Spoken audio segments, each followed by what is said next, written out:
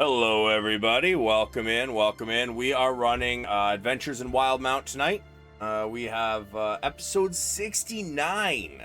Giggity.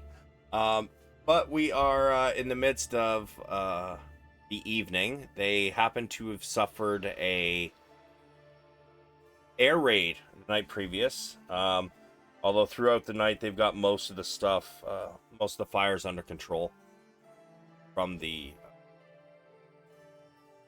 liquids and devices that were dropped that fire too.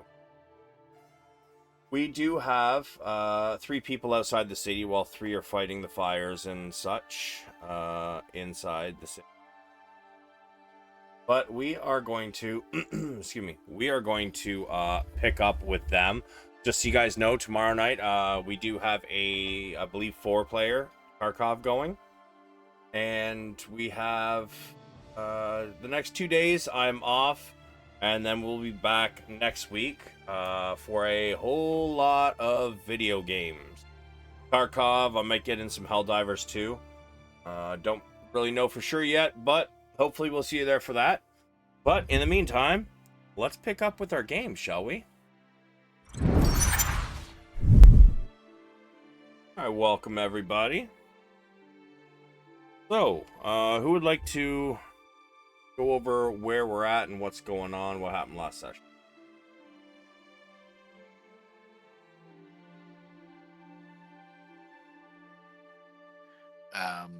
So last session we scouted on the Griffins into the mountains and looked for some of the possible areas where a great worm could be, or a red dragon.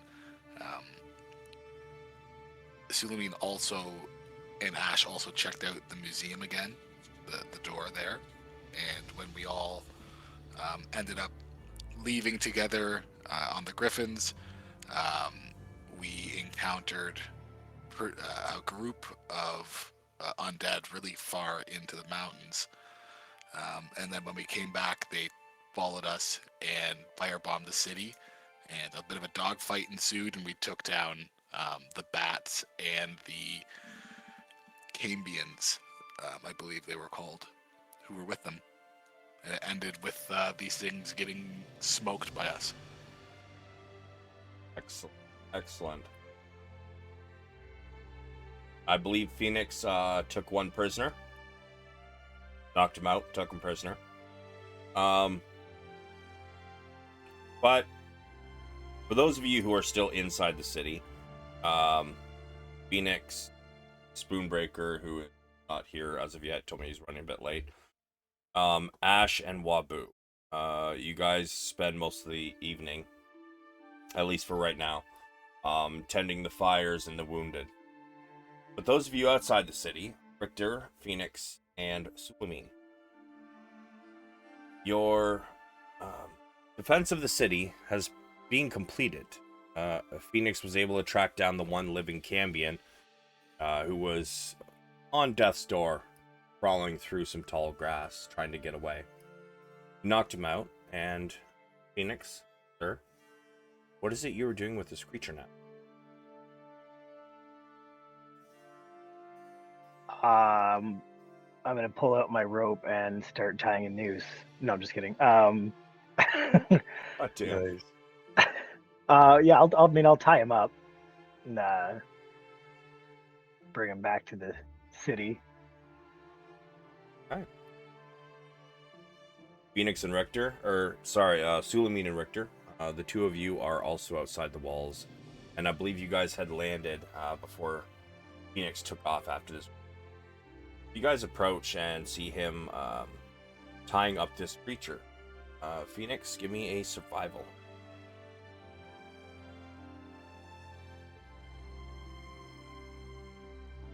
Feels pretty strongly tied. Pheonix will take a step back and admire his beautiful knots. But Sulameen and Richter, the 2 of you, catch up to Pheonix as he finishes tying up these, standing over an unconscious Cambion. Creature is large. He's got a couple horns. 2 wings that have been pretty much shredded at this point and are basically.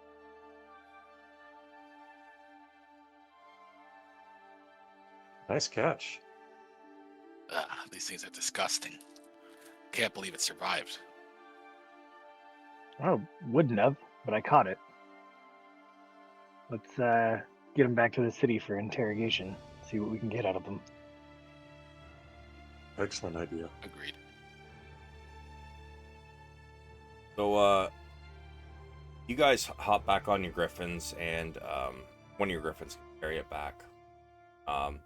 You get close to the city, and you can see that some of the fires at this point are still burning. But as you get close to the gate, there's only a couple on watch directly at the gate, and they both see you approaching. Oh there! Stormforged, is that you? Yes, it's us. We have a prisoner for interrogation. Raise the gate! The portcullis in front of you begins to rise, and the doors behind open wide enough for you guys to get in, or Griffin.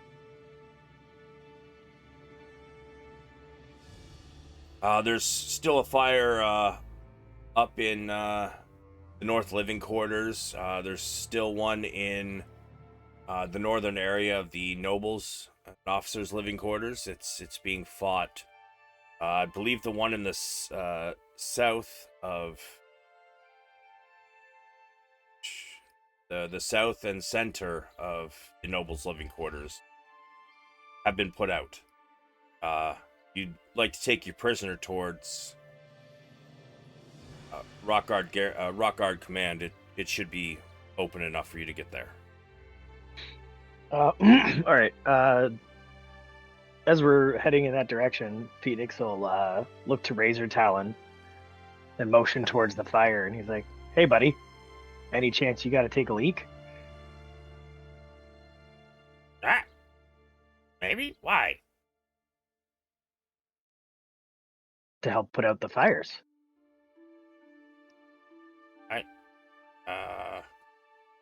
I don't know if that'll work, but I could try.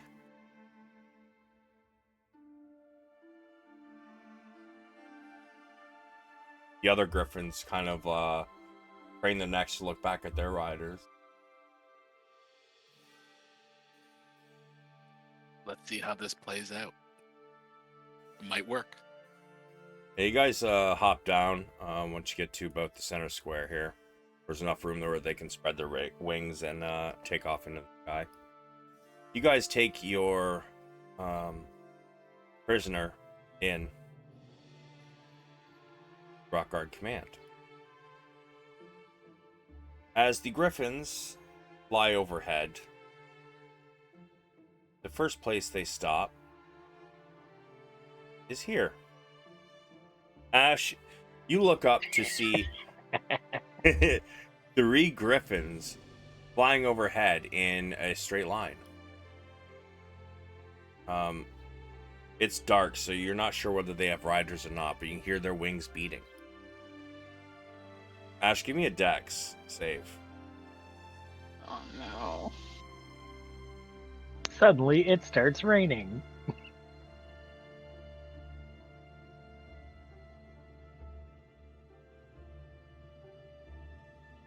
The line of griffin urine starts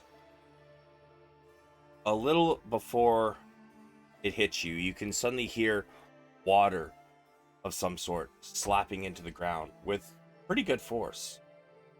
And before it even gets to you, you can smell it. The ammonia. You dive out of the way, and a good portion of this fire is put out.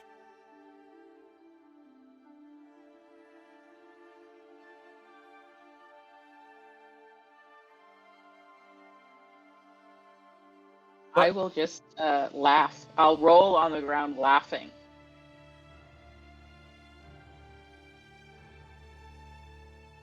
Fair enough.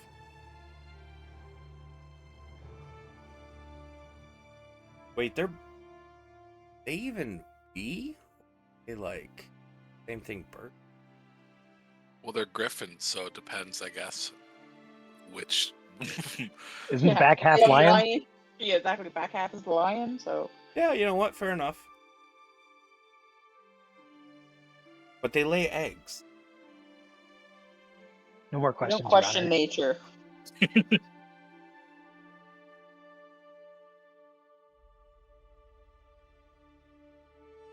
Huh.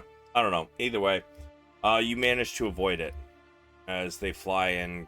Kind of pinch the stream a bit before they hit another fire, trying to calm it down. But as you guys take this Cambion into Rock Guard Command,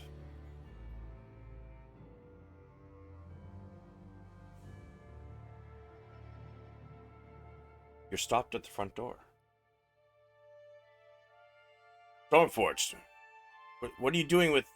What is that? A prisoner. A vile beast we encountered in the skies. That way to the dungeon, and he points you guys towards a door. Says, I will let Marshal Bellius know. Pheonix will nod and he'll give the Cambion a shove in the right direction. Alright. You heard the man. Get moving. I mean, he's still unconscious. Oh, okay. I'm just dragging him by his ankles. Then I guess. Yeah, pretty much. You guys just like haul on him as best you can. He is very large and he is heavy. But a few of the soldiers will try and help you as best they can. You guys get him down into the dungeon, and the soldier hands you a key. This is for the door. Marshal Bellius will probably be down soon.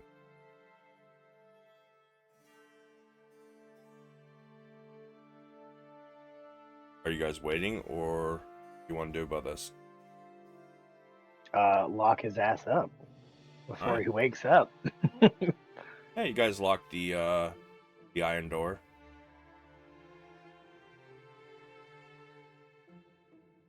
And I'll just grab a stool, hang out, and wait for Marshal. The city's still burning badly, or is it okay? I mean, there's still a couple spots that are on fire. I updated the map before we started, just so I didn't have to take 10 minutes to do it in the middle of the session. But there are still a couple more fires going. Richter will look at Pheonix and kind of gesture like, "You got this, eh?"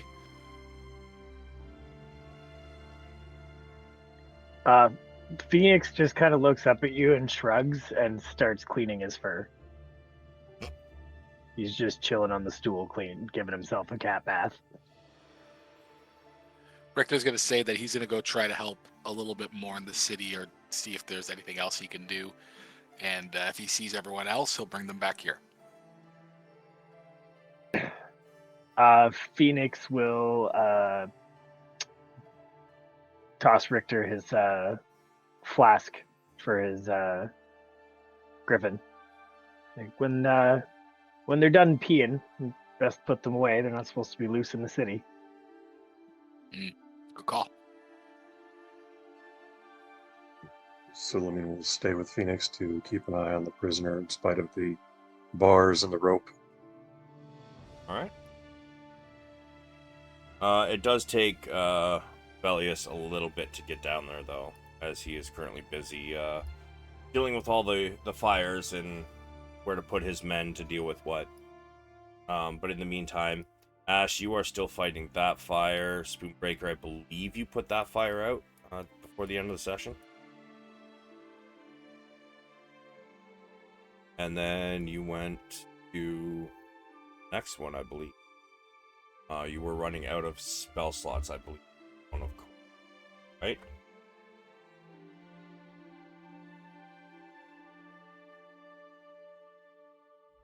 Moonbreaker? I'm sorry. Repeat that. I said you put out one fire, and then did you get the second one fully put out? I think we'd settled with I did like a decent amount of it, but I didn't put it all the way out. Okay, so Like it was enough for the people to have yeah, it taken was like over, I think. 85% or something like that. Yeah, I something like remember. that. Okay. Yeah, as you start to head off to one of the other fires, you see other than the people fighting the fires, there's generally nobody in the base alleys or anything like that. They're all fighting the fires. However, as you come around this corner, Wabu still dealing with his army of little healers and medicine givers. You notice Richter coming out the front door.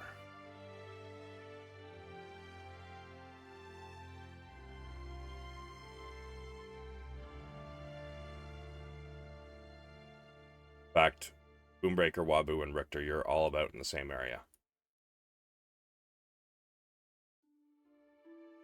Wabu. And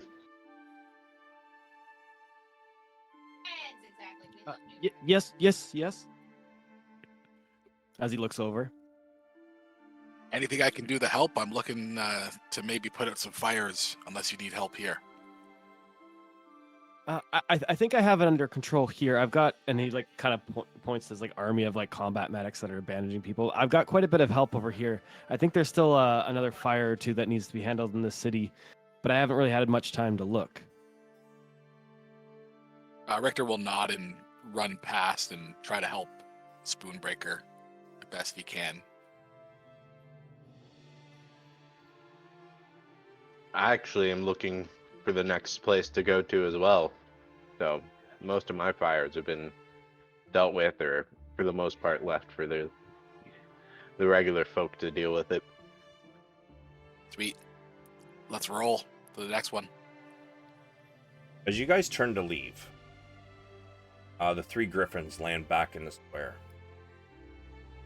However, as they land, kind of chuckling about almost pissing on Ash.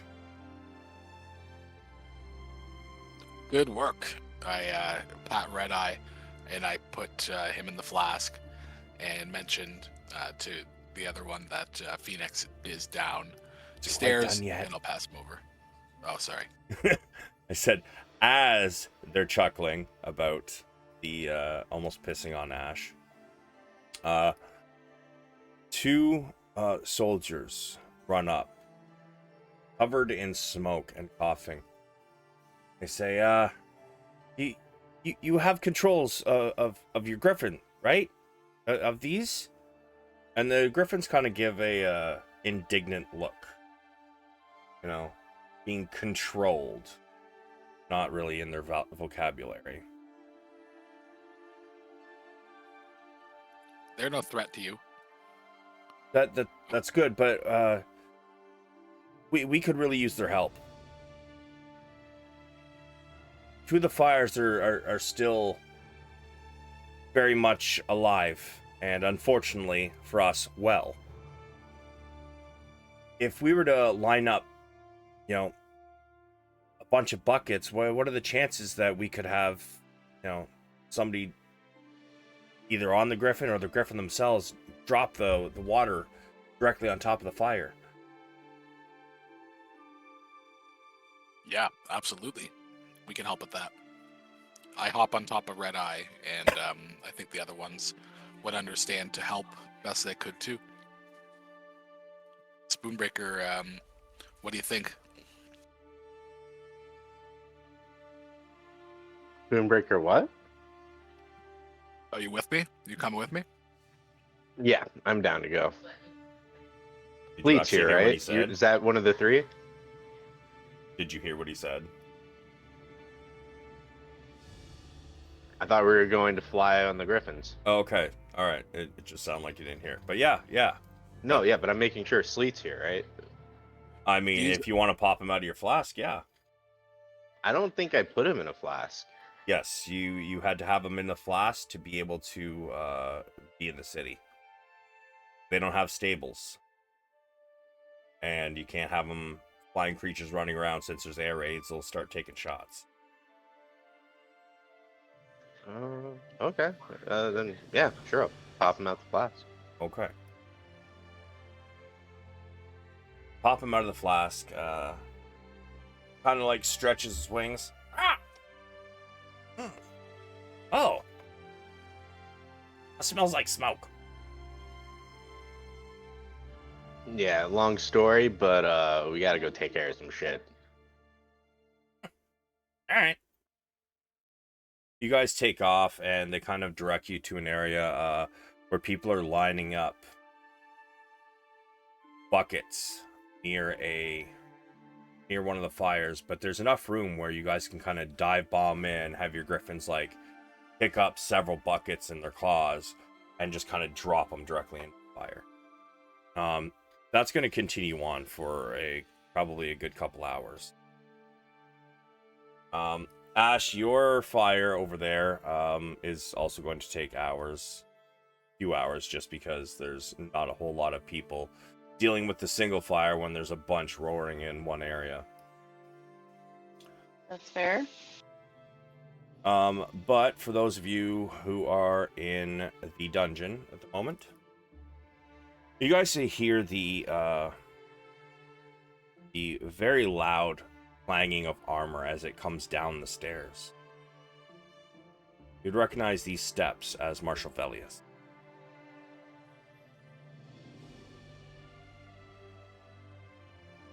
He enters into the dungeon. I understand that we have a prisoner. Sorry, I'm lost the word. Have you gleaned any information yet? Pheonix will stop cleaning himself and stand up. Well, it's not very talkative yet. Still napping. Yeah, he looks inside and sees that. He goes over and picks up a bucket. And he throws it, kind of chucks the water out of it directly at the Cambion. Cambion wakes up. You can almost see the steam coming off his body as this water hit. As he kind of like jerks upwards and finds himself tied, but still in a great deal of pain. Wake up, devil! Pheonix like waves at him, but like, the wiggle of your fingers wave. He goes, "Hi, remember me?" Piece of tabaxi trash. Yeah, I remember Oh. you. Well, that's not nice.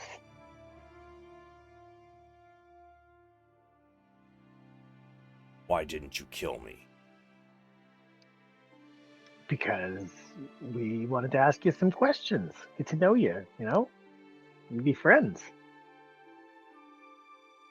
Sulameen chuckles at this thought. What languages do Cambions speak again? Give me a...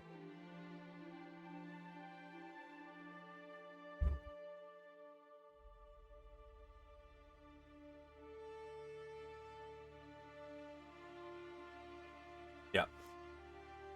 He says something in a different language.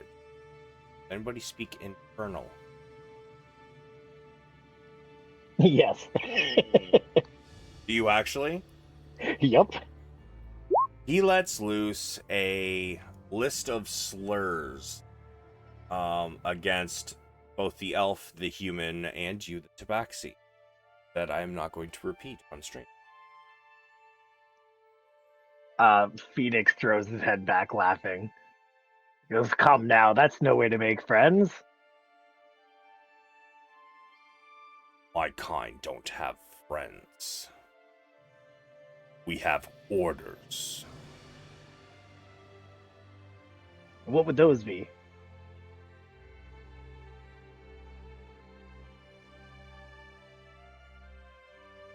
Your desolation.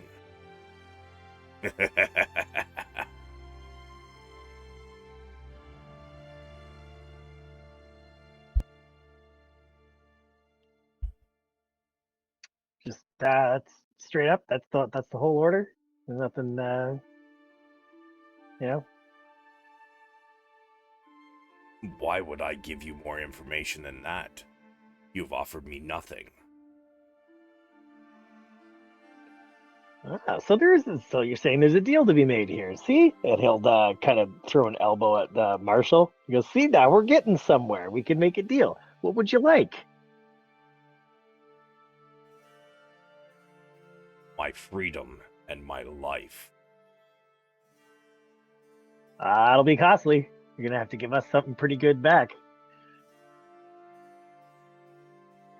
Marshall, you got any ideas? Sulameen, what do you think? What could he possibly give us that would be worth letting him go? Is this still Infernal, or has he switched back to Common? Common. Ah, awesome. So, I would like to know more about where it is they're getting their fire to drop on the town.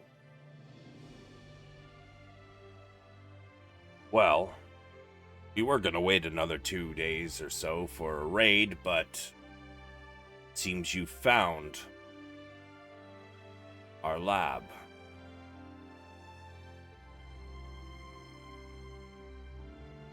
And where do you get your supplies for your lab?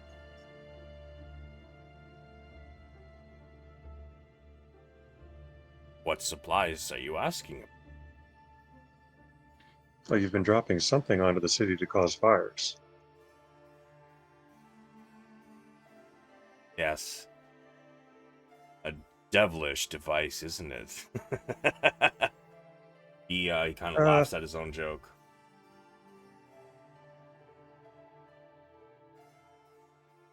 Well, inside the mountain, of course. Where else would you mine? So it's a simple mining operation then. Yes. Simple. No creatures being held against their will?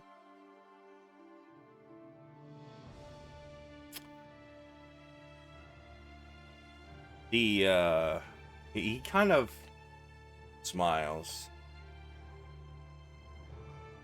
Can't be held against your will if you have no will. The Paladin. Sorry. Marshall Velius. Casts. Stone of Truth. Answer our questions straight.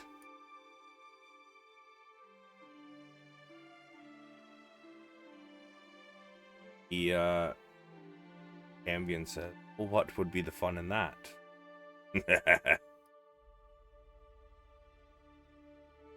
Marshall Valius looks at the two of you. Continue. Marshall, do you happen to have a map?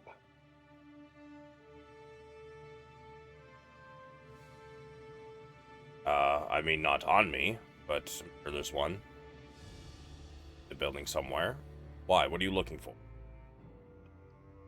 Well, locations, of course. I want to know every single place that our friend here knows about that we have enemies. Since he's holding concentration on this spell, he can't exactly leave, but he will look at Sulameen and say, next floor up, ask them if they happen to have a map of the area. I fly with winged feet, and I will depart up the stairs to try and find the map. Yeah, dude has to look for all of 30 seconds. He hands you a map. Is it true you have a devil or demon downstairs? Dungeon? It's true. Well, I hope he doesn't make it out of here alive. Oh, I don't think there's much chance of that. You head back downstairs. And you open up the map.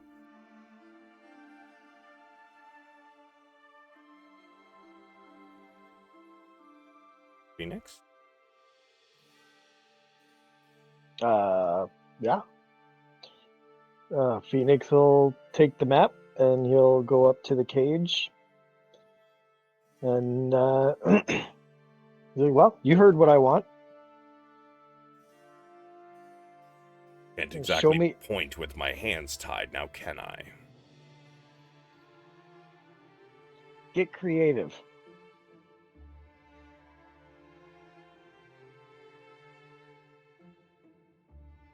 While he's doing this, Sulameen's going to knock an arrow and stand at the ready just in case he tries to cast something.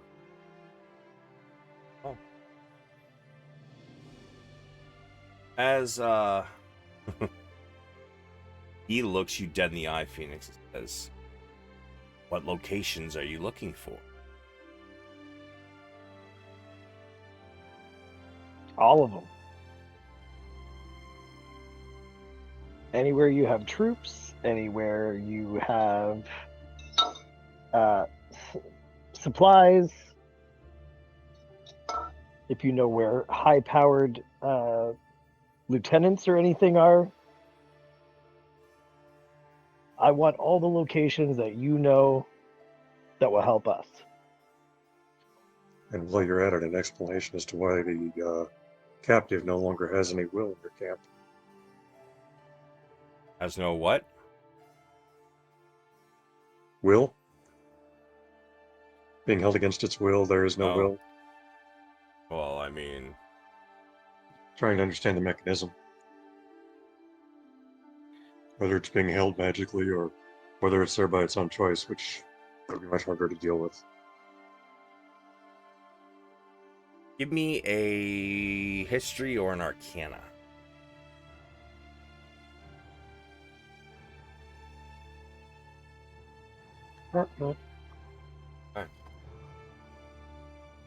Pheonix, he does mark out one spot on the map up in the mountains where you guys were. However, he also then singes with his nose, touching the paper, a black line around a certain area of this map. As you take a look at it, you realize that basically the circle is all the way around the front line right now. It says, other than that spot that I marked, everything inside the circle is where we aren't.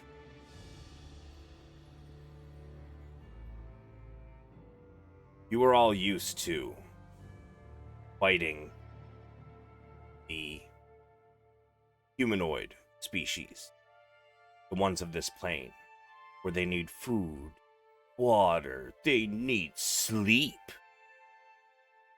You're all weak. Us, we need none of these things. Your strategic points you're looking for? Well, you're not going to find a whole lot of them. The only places we know exactly where things are is where we are stationed. That point, the center of that circle that I marked, or just inside the circle, well, that is the place you found earlier.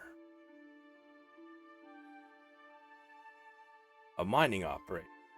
And as you ask Sulameen about creatures being held not against their will because they don't have wills, as you ask this question, kind of chuckles. Most undead not have wills, don't have souls. They have orders.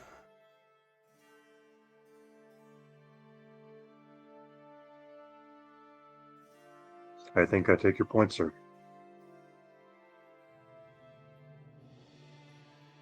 However, as Sulameen, you look at the location marked on this map over Pheonix's. You start to realize something. There are 12 numbers.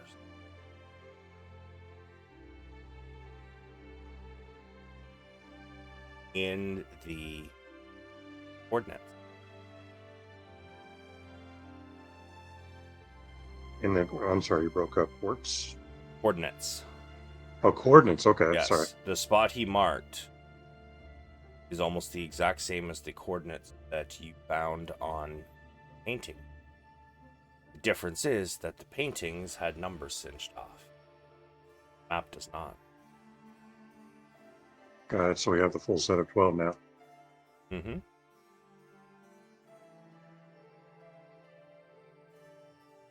Well, that sounds like a lead to follow up later. So the coordinates are the dragon's lair? That's what he pointed to. Yeah. Well, he didn't say the dragon. He just said the mining operation. But it was also the coordinates where you guys found that. You guys didn't have the coordinates of where that was before, but now you do. You have it on a map, and it just so happens to have the same numbers, including the missing ones that were on the paintings in the museum. I'll take out pen and paper and make a note of the numbers.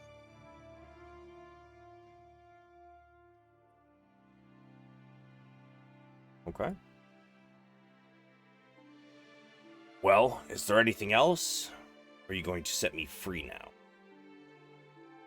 Who's in charge of your mining operation? As Tam, of course. At the local level. As Tam, of course, he says again, a little annoyance slipping in his voice. Ah, so Zastam is at the camp. Indeed. What do you know of his security? He's one of the oldest and most powerful liches to ever, unlive, as it were. But if security, he doesn't need security. He is his security. So you're saying he has no security? That's the way you wish to take that information. No, I'm asking you to clarify the information.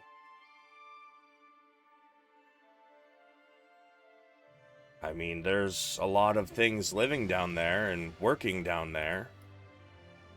You think they will not come at his beck and call, you should probably examine your brain matter. Fair point. How do you access the mine? Same way you found it. Saw the village. Massive mine shaft. Oh, player to DM, did we see the mine shaft?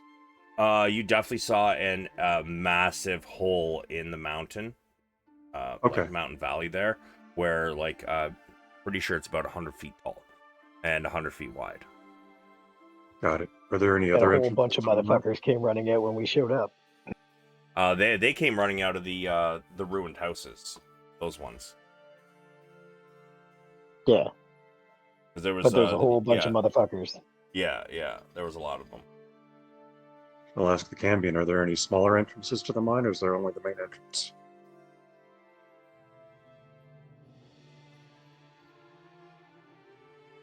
There is one more. And where might it be? Northeast side of the mountain. Entrance and exit for the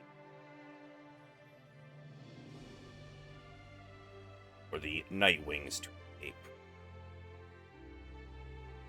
Understood. Is there a small encampment there as well? No, it's just a hole in the wall. Got it. And how might we find it? What size is it? Big enough for the night wings to get out. That could be anything from 20 feet to 1,000. Say 30 feet is probably pretty generous. Okay. Any landmarks nearby it? Snow? Super helpful. It's the side of a mountain, man. I don't know what you expecting here. Things like relative to the timberline, relative to the base of the mountain. High. Okay, fair. Maybe a couple feet lower than the elevation of the mine entrance.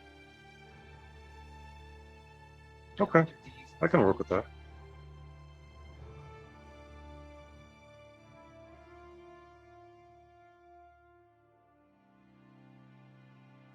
To clarify one question, though, it sounds like the dragon underneath the ground that we haven't discussed yet that is there is already undead.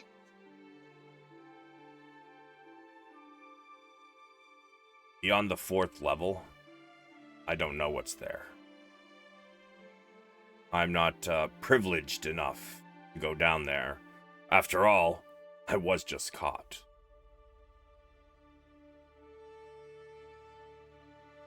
True. So the dragon is below the 4th level, you're saying? Maybe. I don't know. That's what I'd infer.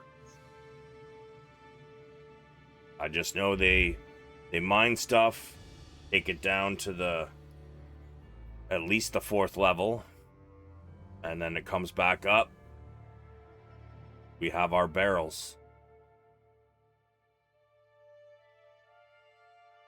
And what's this stuff that they're mining? Do I look like a chemist? Or an alchemist? Or a skillful fighter. Well, you seem to be hearing what I'm saying, so I assume you have ears. You haven't heard what they call it?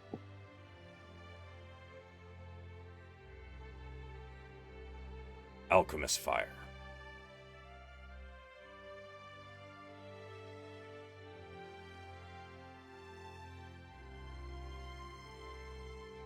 Wait, that's what they're mining? I thought the alchemist fire was like a mix of different things. It is. Could it perhaps be the components for the fire? I don't know what they use to make it. I know what we drop is called alchemist fire. Asked and answered.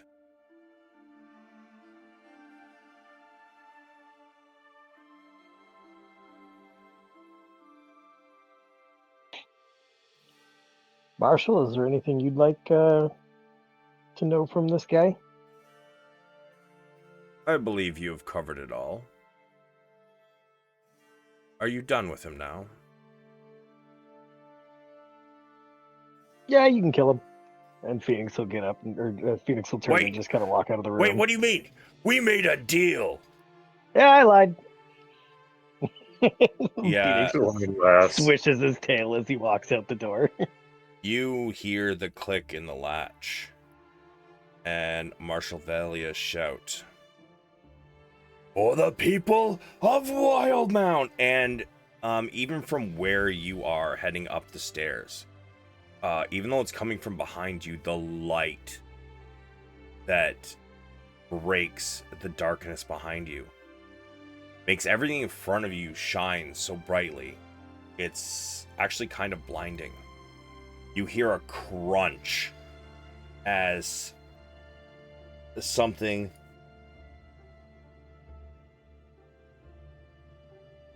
decimates what you would only assume to be probably his head, and the resounding splatter and blood dripping behind you as you guys leave.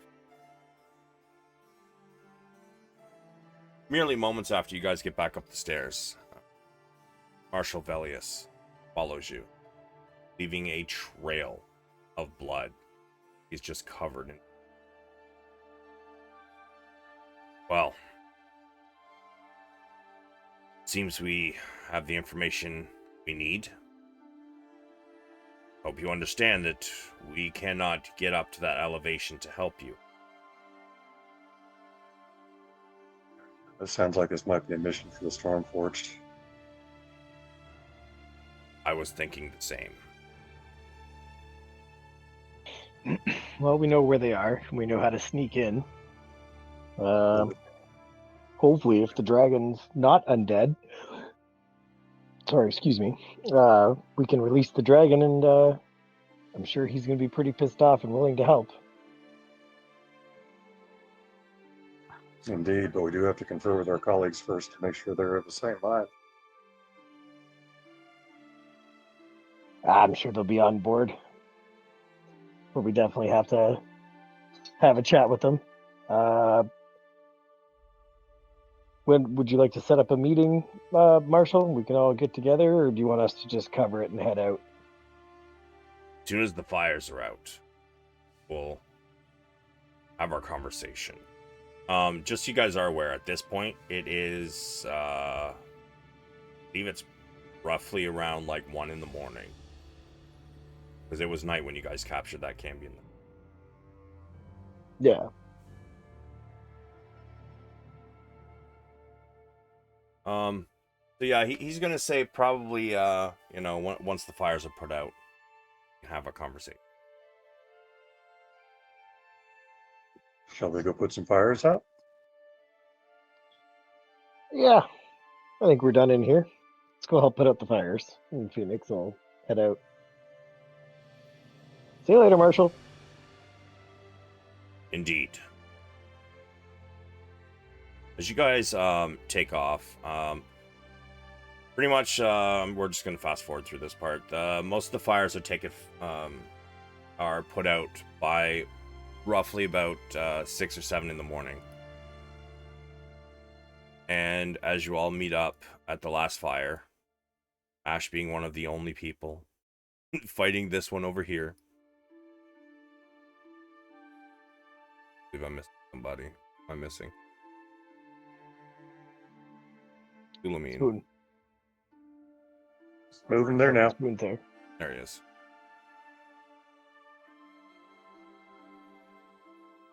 You guys finally get this last fire put out. The entire area smells like acrid smoke. Being alchemist fire, this is not something that is easily put out. Alchemist fire tends to even melt stone. That's why the black pits on the map are black pits instead of ruins. Most of what is inside of there has just become puddles of being magma, slowly starting to cool. But as you guys are finished, and after several hours being completely split up from each other, sure there's some information everybody wants to give each other.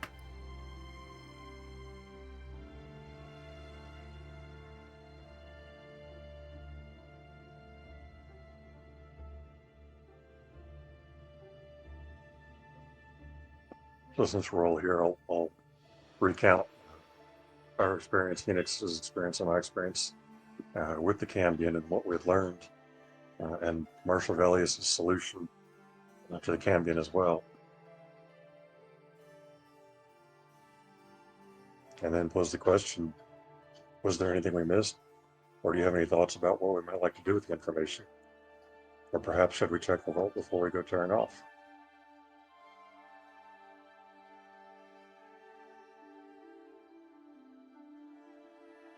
I would assume we're going to need a rest before we do anything. We're in no Good shape point. for a mission right now, I don't think.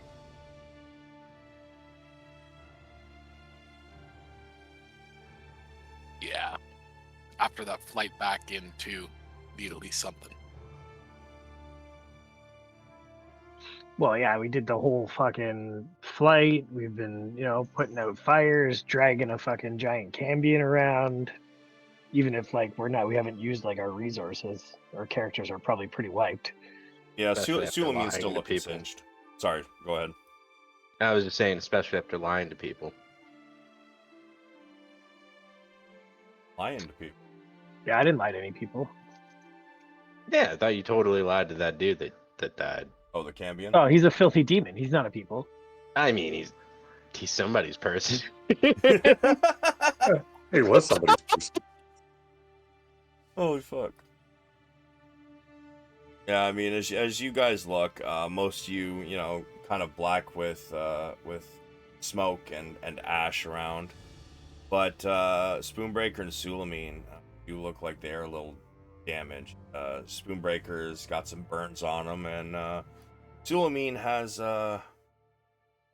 Static clean.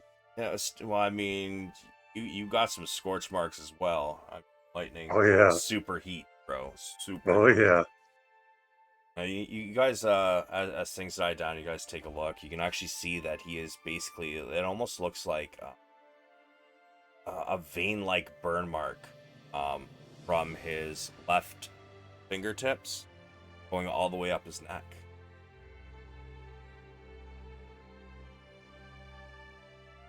We all love a good vein.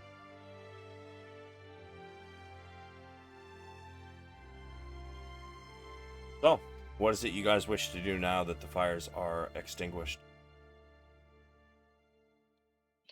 We gotta go see Marshall.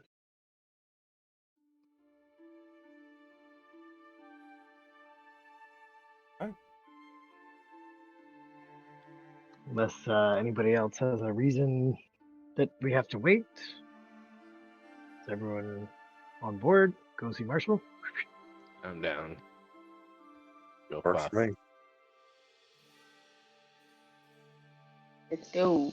All right, so you guys get back to Rock Guard Command probably about 6:30ish, 45 morning.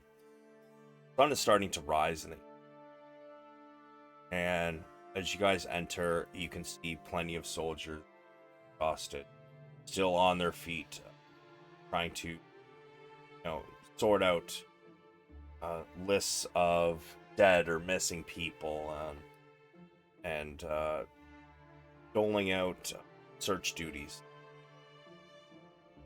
You enter, Marshal Velius exits a room with a woman sobbing. And you hear him say, "You'll make sure he gets a proper burial. And we will find his body, I promise you." Thank you, Marshal. He cries. And she starts to exit. He looks at your group, waves you in, says, "All right, come in." You guys enter his actually rather small office. It seems to be adorned with a few rewards, some decorative shields. There is a set of armor, seems to be on a armor stand in the corner. "Please, come in. Been a long night."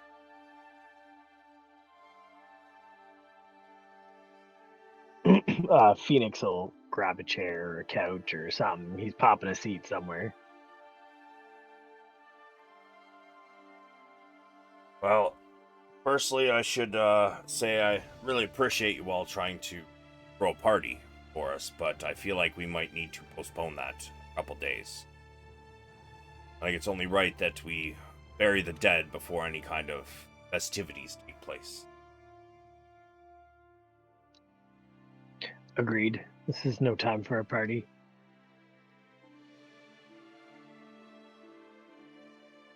Now, that being said, I would also like to thank you for doing what you can with the fires and injured, needed help last night. We are well in debt to you.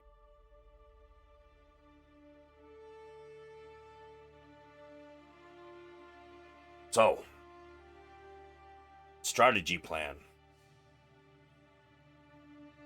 What we learned. I'm sure you were busy fighting the fire, but I don't suppose you had a chance to think while you were doing so. Have any ideas?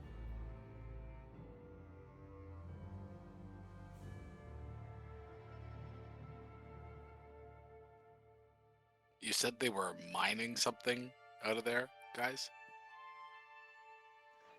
Yes. Yeah, some kind of mining operation, more than 4 levels. Don't know what they're mining. Seems like there's a lot of people there. I feel like if we could somehow pack a big punch or do something as a distraction before we go in is one option, and then the other option would be stealth. Stealth, I think, is the wise approach through the tunnel, the Nightwing tunnel.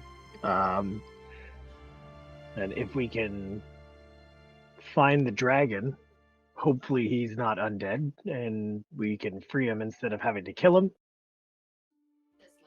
After that, my suggestion would be they definitely have a lot of alchemy fire down there. So Big we move. could steal a bunch and blow up the rest. Mhm. Wabu, after hearing the words "big punch," is like, "Ooh, big wave for big punch." And he's doing like a little surfing maneuver. Could come in handy. Yes, that would be a good idea in tunnels. Wabu smiles. He's very happy right now.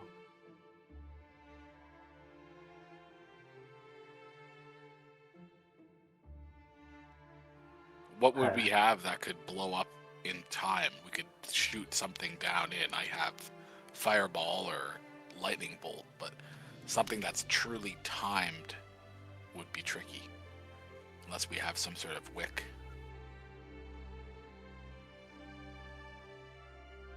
Well, I'm sure you could find some kind of wick in town here. What did you have in mind exactly? Yeah, just like a long detonator system that would give us maybe at least 2 minutes or 1 minute, depending on how deep this place is. Maybe a couple options to light with some sort of fire.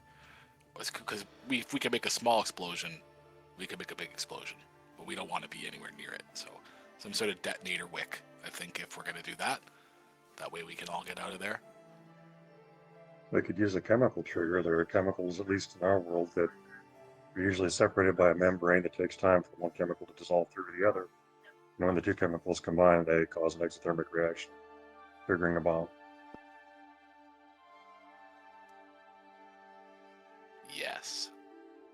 Let's do that if possible. Unfortunately, I have not studied that sort of stuff, so I'm not sure how to do that myself.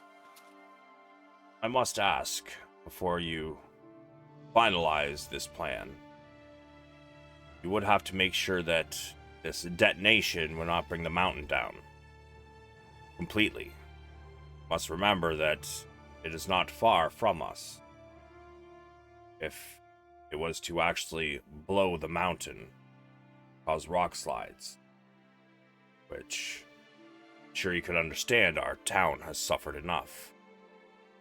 Being buried under a mountain is not exactly ideal. It will not be our intention, but I think, and I look at the rest of the Stormforged and say, if we have to blow it, I think we're gonna make it go. So we'll keep that in mind if it's gonna be too big, but maybe keep this thought in mind as well over the next couple days, that there could be some need to keep the people out of the streets.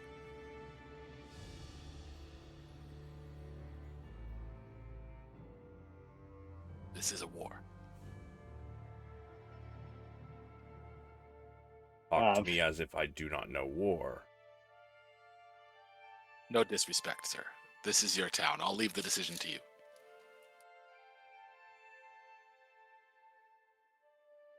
Pheonix will take a swig out of his whiskey bottle.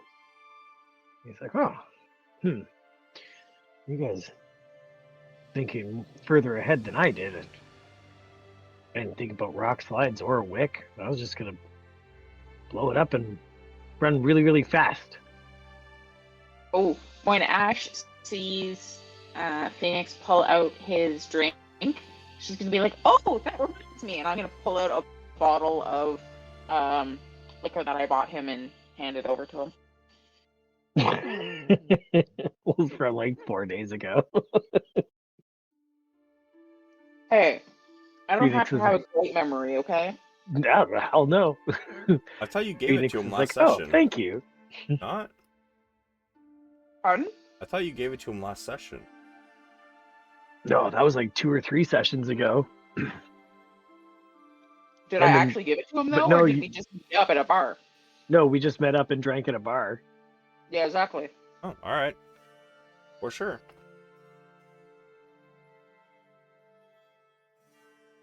And on that note, Marshall is actually going to dip into his desk as well.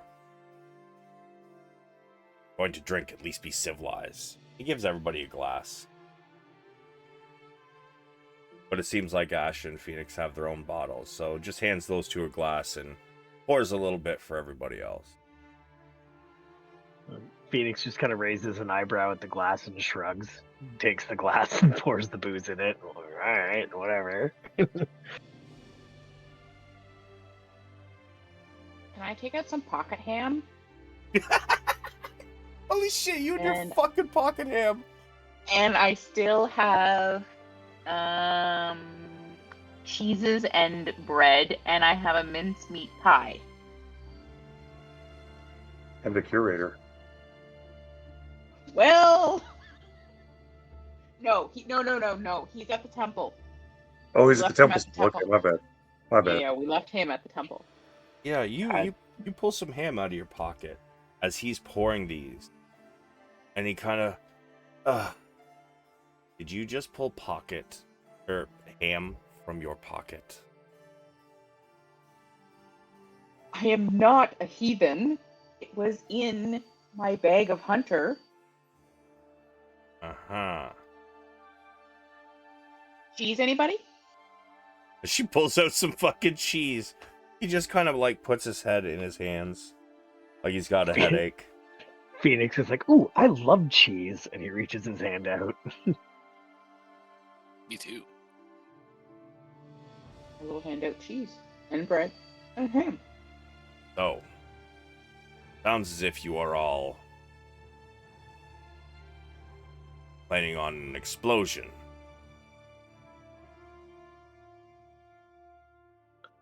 Well, I wouldn't say we're planning on it after you mentioned the whole rock slide thing, but it is a definite possibility, being as there was like thousands of soldiers in there.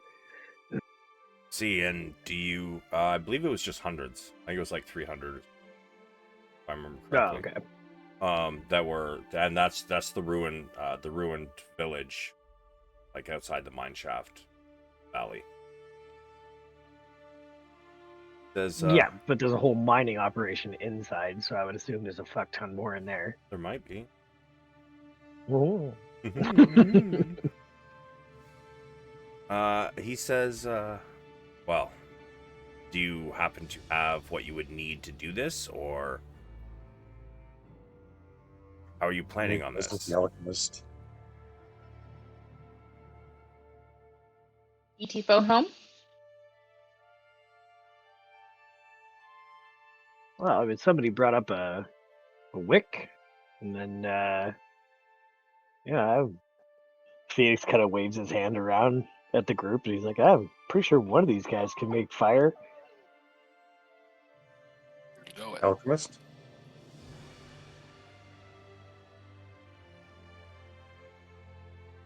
Yes, the alchemist could probably have something, but I think he normally specializes in more mundane things such as potions, but he might have gotten a few citations for burning his place down or exploding it or other number of things in the past years.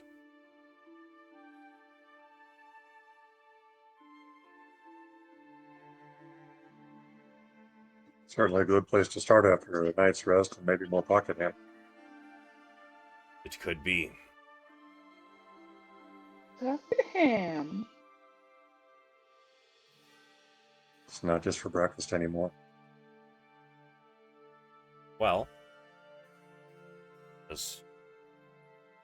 well, once you figure it out, keep me updated, please.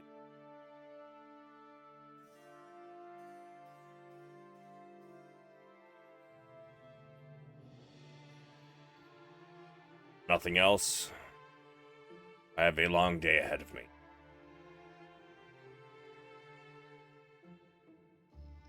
I would like to offer him some ham and some cheese and some bread.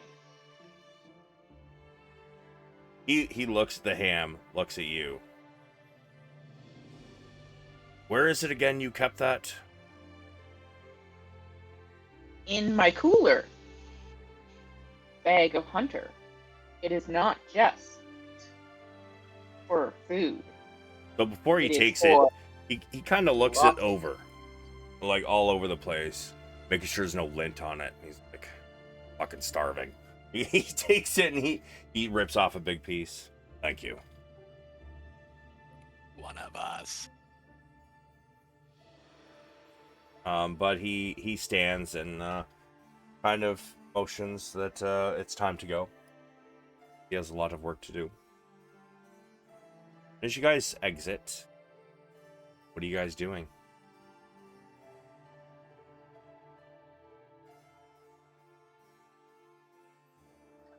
Sleep, perhaps? Yeah, I think long rest is what we're looking for. Or Richter, certainly. It's still nighttime or no? It is about 7 a.m.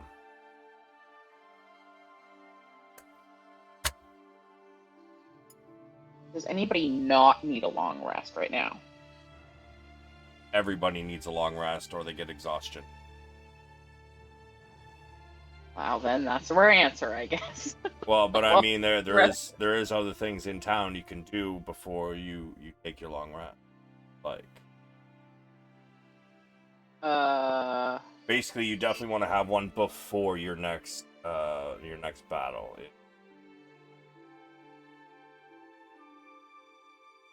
Yeah, so we let's- can either go to bed at 7 a.m. or we can push through the day and take a long rest later tonight.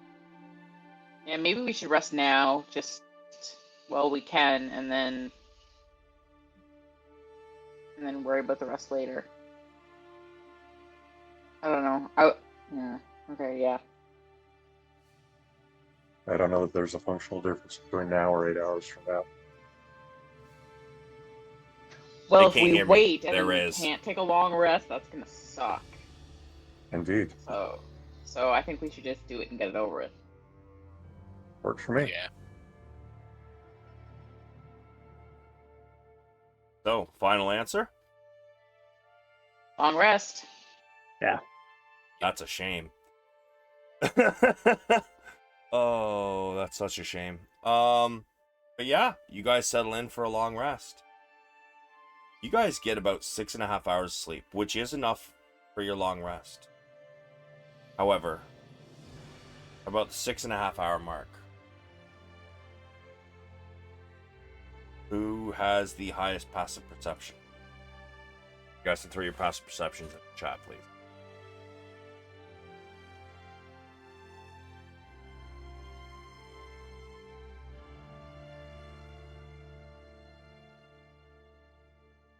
That is not your passive perception, Spoonbreaker. Your passive perception, if you look down underneath your skills, you're going to see a big, long box that says passive perception.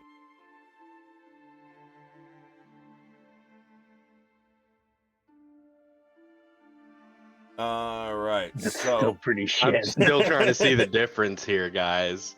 well, They look like the same number to me. a 3 versus a 13. That's a big difference, but it is still the lowest of the group either way. Sulameen, you wake up groggy as you hear pounding on the door. Stormforged! Stormforged! I'll hop out of bed and am I in the same room as the others, or No, everybody's got their own room. Cool. Then I'm heading to the door, yanking the door open, and seeing what's going on. Yeah, as you run down the stairs to the front door, you pop open the door, and on the other side, a soldier. Stormforge. We have incoming. There's darkness from the east. It's flowing this way, and all of our scouts are not coming back. We don't know what it is, but something's coming. Please, hurry. Get your allies. I'll go pounding door to door, slamming doors, trying to wake everybody up. And as soon as I think I've got everybody started, I'll go slap on the hammer, get ready for another fun day. Well, as you all wake to Sulameen, pounding on your doors, opening those that are unlocked, yelling at everybody to get the fuck out of bed. You all wake up, and by the time you actually are able to sit up, he is already going to the next door. Left your doorway. I take it you all fucking scrambled to get your shit done, yeah? Mm-hmm. Yep. Yeah. Here. Pheonix will put his wraps on first, and then while he finishes getting ready, he's like slugging back a bit of booze. He pulls a fucking gyro out of his bag of hunter and starts slobbing that down as well. Get some breakfast going. So that you all are aware, those of you who have to prep spells are unable to prep different spells than what you had the day before, because it takes an hour. So unless you guys are sitting back for an hour, you're gonna have to run with the same spells you had, which I believe is just Richter and Wabu. And me, cool, bro. Well played. You are a sorcerer, sir. You have all of your sorry, you're also a cleric, but Yes, sir. There was stuff I wanted to change. Yep. Too bad. Yep, that's unfortunate. I mean, you only had a few you would be able to change anyways, right? Your cleric level is what, you got 1 level cleric? Or is it 2? I believe it's 2, and there was stuff I wanted to change, and there's plenty of stuff that I could have changed. So well played. Thank you. Not gonna lie, I was really hoping you guys were gonna go into the vault before we went for a long rest, but Well, that Here was we what I are. was trying to get at, but anyways. yeah. um, As you guys don your armor, grab your weapons, and head out the door, you see, as you enter the street, most of the women and children are running west. Most of the men and the women in armor are running to the east. What normally you would see a beautiful sunrise, it seems that the area is overcast in shadow. Not clouds, but shadow. And as you run to the east, towards the wall, right? Let's see. Party map, there it is. You may all drag yourselves in. If you wish to go up on the wall, you may. Inside the map, though.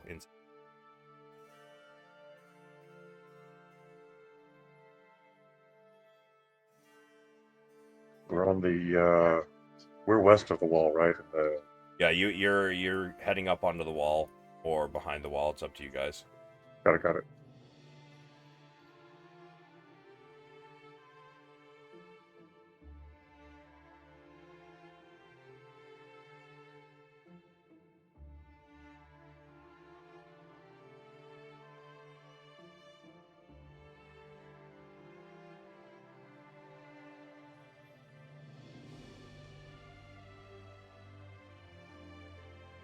I see 4 people, 5 people. Like we're missing Spoonbreaker. I'm here.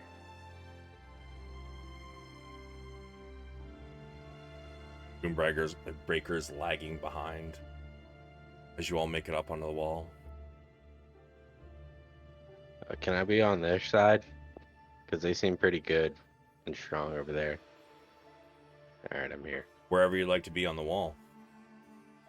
Well, I was trying to be on the enemy side because I can see them again. Fuck. Second. You can see them. Can you all see them? Yeah. I can see every single unit that you're about to put in my face and mouth buddy. and butt. How? Yep. Why is the dynamic lighting not fucking working? I don't know, but there sure is a lot of them. Because we have infinite vision. Oh, this is bullshit. I'm pissed. This Some keeps elephants happening. And some sky bats. And... Hold on a sec. Let me try something. I don't know what any of that shit is, but I know they're about to ruin my night. Better? Can you not see it now? Hey, now I can't see Yeah. anything. I can't even see across the field. We're not supposed to be able to. Yeah. I mean, you guys are supposed to be able to see something. Can you at least see over the wall? I can see like 60 feet. All right, so it's working then. I mean, yes and no. It's daytime, is it not? Oh no, you said the darkness fell. Never mind. Yeah. False alarm. Yeah. So, as you guys get up to the wall, I need to bring out Velius.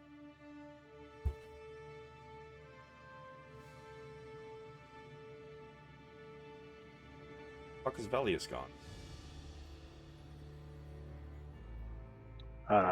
Probably like to his parents' house. in the next GTFO. village. Yeah. There he is. I found him.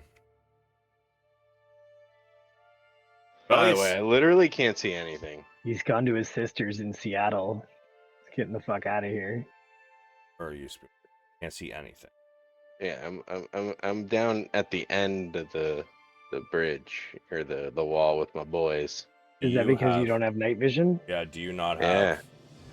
We go through this every time. You still haven't found Yeah, like gone and bought some we bought- goggles of night? Yeah, we did. We all bought goggles. Nobody has night vision problems anymore. I mean, I don't because I have good eyes. When did you guys buy goggles of night? I've had mine for a while. Since we last spoke to Bob. Yeah, because I was gonna make them, and then they said just to buy them. Oh, Okay. then I don't think I got given mine. You're supposed to give them yourself. We all chipped in. We all made them. I don't Right, think I Bob? was there for that Bobby? extravaganza. Yes, you No, were. you refused to go to Arcane Bob's because you guys had a For like 1 or 2 trips, I wasn't there. yeah, that was the last time they went to Arcane And Bob's. I you asked, didn't go with. I do recall asking for somebody to grab me a pair. Well, we probably Didn't you did go in then. and apologize to Bob anyway? Yeah, we're cool. Sort of. Well, I have a pair, so if I was in charge of buying, then I bought yours too. Okay, cool. because- Then I got a pair of fucking goggles.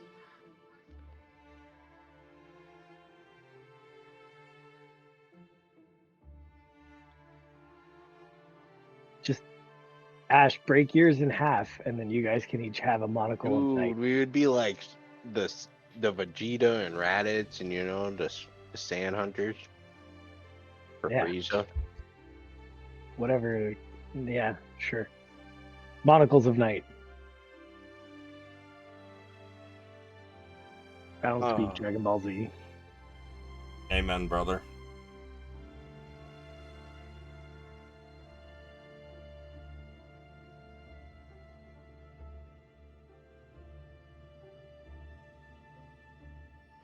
Okay, so I have goggles of night, but So you have 60 feet of vision, of dark vision. oh, I have to find it in the compendium, right? Yeah, just drag it in. I've changed your token, so you've got it now. But you gotta actually put it in your inventory. And Ash, yours is already set to 60 feet. Yes, sir. Wait, you changed it? I just have to add it, right? You have to add the item to your inventory. Yes, I changed it on your token. That's how vision works. I gotta change it on your tokens. So, in the center, Marshal Velius. Did you guys make it to the top? Before we get too far, can you reset me to 90? Because I've got Umbral Sight. You are on 90. Am I? Oh, well, then I'll shut up. About time. Right? Burn. Yeah, it is only giving you 80, though. Weird.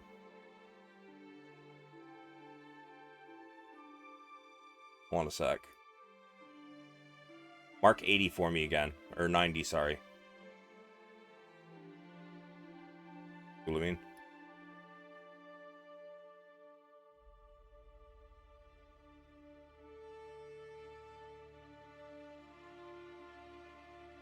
Okay, let it go. That's wild. Yeah, no, that square is black for you. Oh, I guess I'm gonna have to increase by... Hold on a sec, let me take a look at Phoenix's. Phoenix, give me 60 feet, please.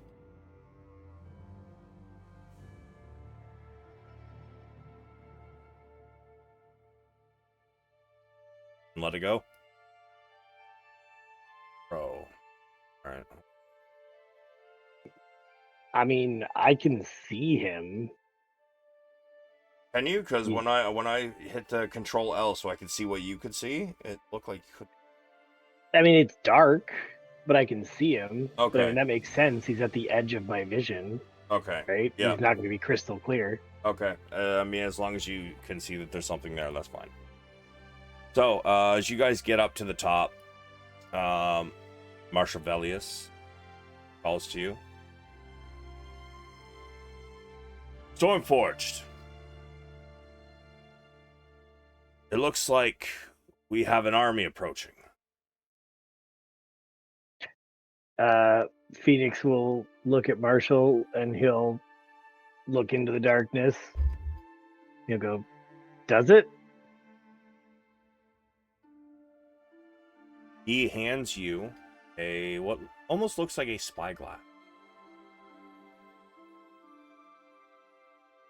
And in the spyglass, you were able to see about half a mile out.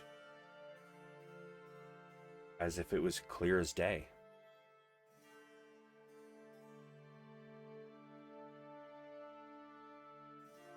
Well, yep, there they are.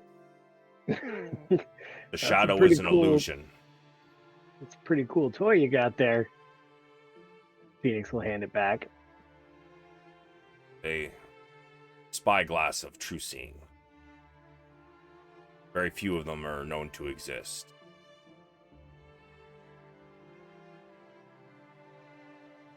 But on the horizon, sorry, not even the horizon, you are able to see a large contingent of soldiers. Soldiers that are walking towards you to be wearing the gold and blue colors of the Dwendalian Empire. Same type of colors you saw when you guys flew east and found the contingent of scouts.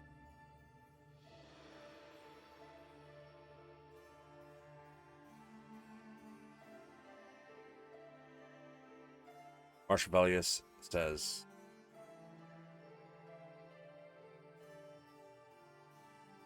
I haven't said anything to anybody else yet, but it does look... Fuck sakes. There. It says it does look as if our contingent, our forward party, unfortunately, have been taken. Well, either that or they're really good at hide and seek. But I would assume that the size of that army coming, yep, unfortunately. they're probably not with us anymore.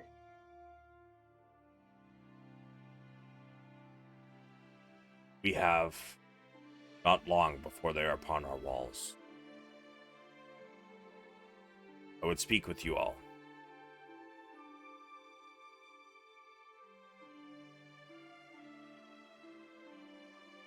He starts to walk towards the rest of the group. Pheonix will call out, Stormforged! And he'll kind of like wave his arms. Over this way! Team meeting! Wabu will kind of like start trotting along over towards them. Just picture him like jogging and fucking turtle breathing. Dun, dun, dun, dun, dun, dun.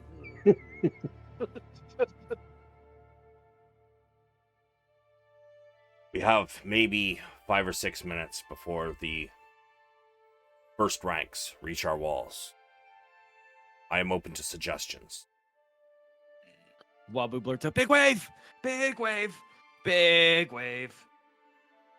Yes. Wabu, a big wave. Yeah, Love that. Pheonix will point at Wabu and go, Wabu here can make a big wave. A big wave. Sir, Very I don't good. think you understand. He can create a tsunami conjured out of thin air. Quite devastating. His powers are quite extreme. I see. Well, sounds like that could probably be our first move. Our next move. I can electrify the water. Ah, now we're thinking. Also, these trebuchets, what do we have for ammunition? They're going to be crucial to our defense. As you're saying this, you can see people bringing up large boulders. Usually, it takes roughly about 4 people to bring up like a 200-pound chunk of rock. You can see that they seem to be painting them with pitch. And as he kind of points in the direction of where the ammo is getting ready. Yeah, Pheonix has got a huge smile on his face at the talk of the trebuchet, and he's like, I'm gonna probably play with this thing until they get close enough, and then I'll jump down and punch him in the face. That's my skill set. So, and he'll take a big swig of whiskey. Ash will be like, face punch. As you, Yeah, Ash here's probably gonna jump down with me. as you take a big chug of your whiskey, he kind of goes to grab it. You allow it to happen? I mean, sure, as long as I got my swig first. Yeah, he kind of interrupts your swig. You take a long haul, and he kind of grabs it out, and he also takes a quite a large haul out of it, and he hands it back to you. He wipes his face with his gauntlet. Well, Before he hands it back, Pheonix is already pulling out another bottle. So when the marshal goes to hand it back to him, he's like, "Oh, I mean, you can have that one if you want." he begins to pass it around the men. One swig, and pass it on.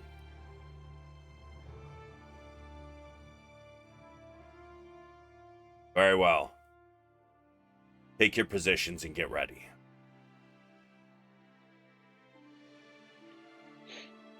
Pheonix nods and wanders over to the fucking, like, I don't know, what is it, like a pull string for a trebuchet? I think usually it's I know there's a wheel to like wind it into Yeah. place. But I think so. What you just, I think, release the wheel, Yeah, release yeah, the yeah. brake or something. So it's like a pull handle. So Yeah, Pheonix wanders over and he's smiling. He's looking at it. He's checking the hand. You can see him like wiggling his fingers at the handle, like you just can't wait to fucking pull it. Just for 30's sake, Savage, are there crenellations on top of the wall? Are there what? Crenellations like the Like you know, you see parapets? the okay. Yeah, like the little blocks. Yeah. Yeah. I thought those were called parapets. Really? Am I Thought they were wrong? A crenellations? parapet is a long, narrow wall, so crenellations would be like a rise and a fall, which is more decorative. Yep, that one.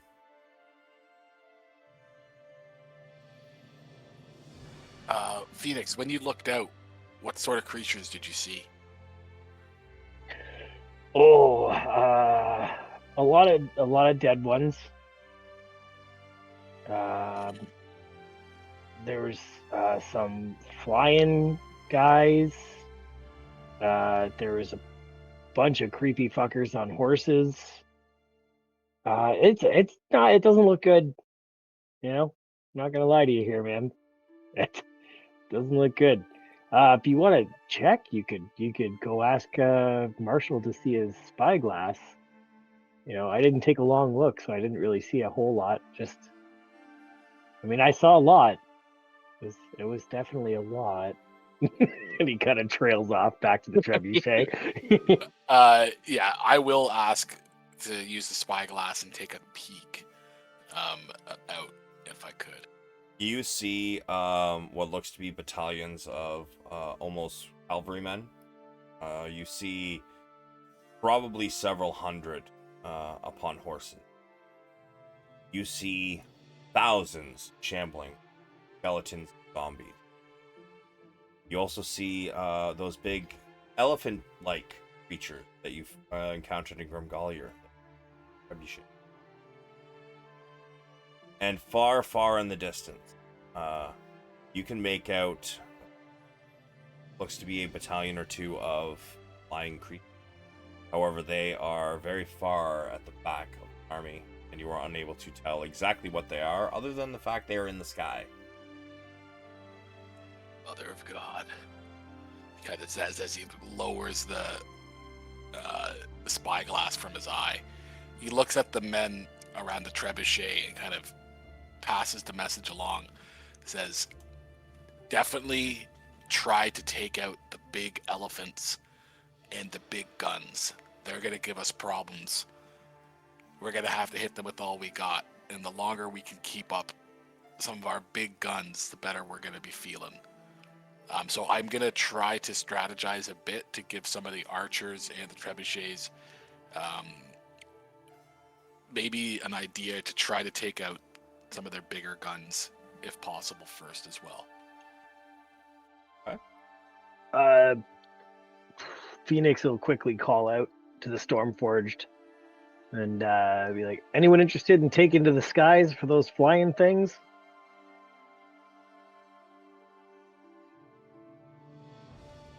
We'll probably be better off on our griffins than sitting ducks out here.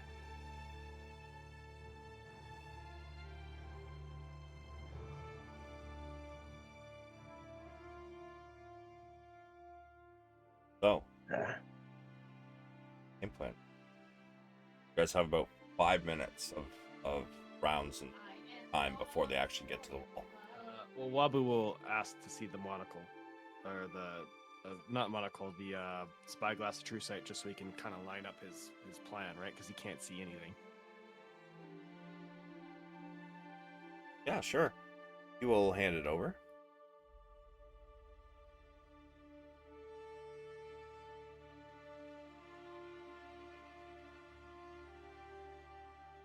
You see definitely plenty of ranks, pretty much what I described before. Yeah, I'm talking more about location, so I can position my character in a good spot, if that makes sense. Because if I see it, I can see what's in the air, what's in the ground, where I should put the tsunami, what way it should go, get myself in position on the wall, etc. Right? So it looks like the army is spread all the way across the walls, but like far out. You know what I mean? It looks like they are.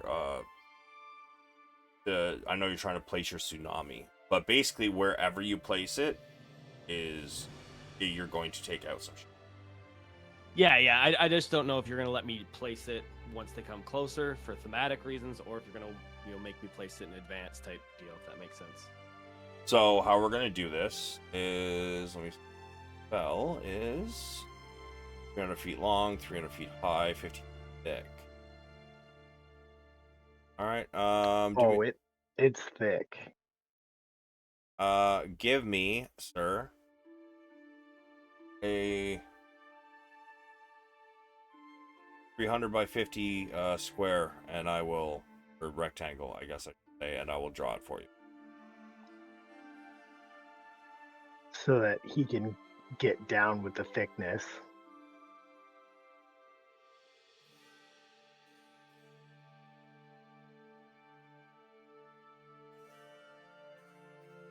Sorry, it's a little more difficult when everything's dark.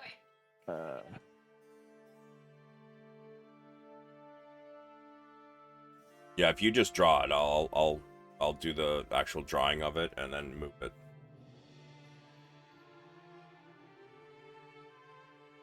Usually I prefer to get down with the thickness in the dark.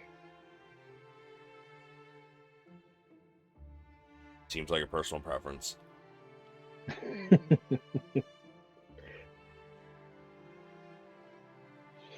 While you guys are figuring that out, Pheonix is kind of looking around, and how do the soldiers look?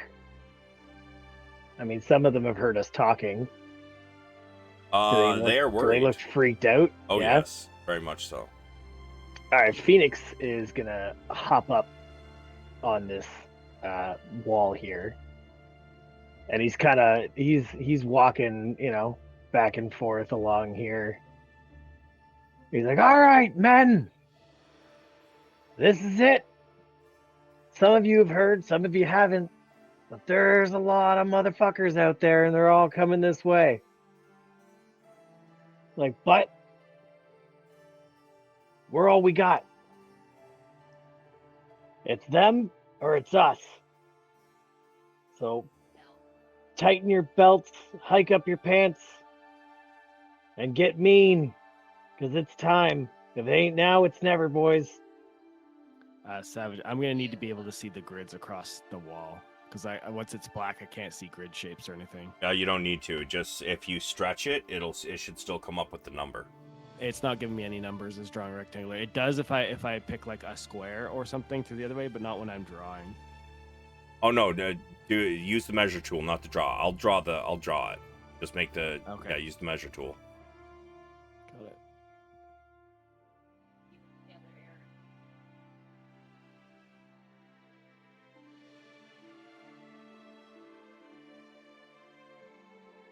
Pheonix continues, and he's like, "This is your home. Those are your families in there. Like, you got the storm forged at your sides, and I don't want you guys worrying. Just get ready, and when you see anything, fight." Like, "What do you say?" The crowd erupts in roars. All right, right there, Wabu. Leave it there for a minute.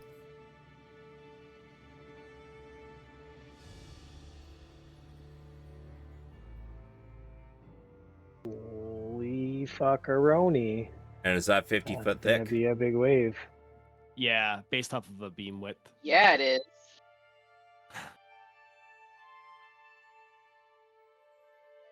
That's a thick wave. Okay, let it go.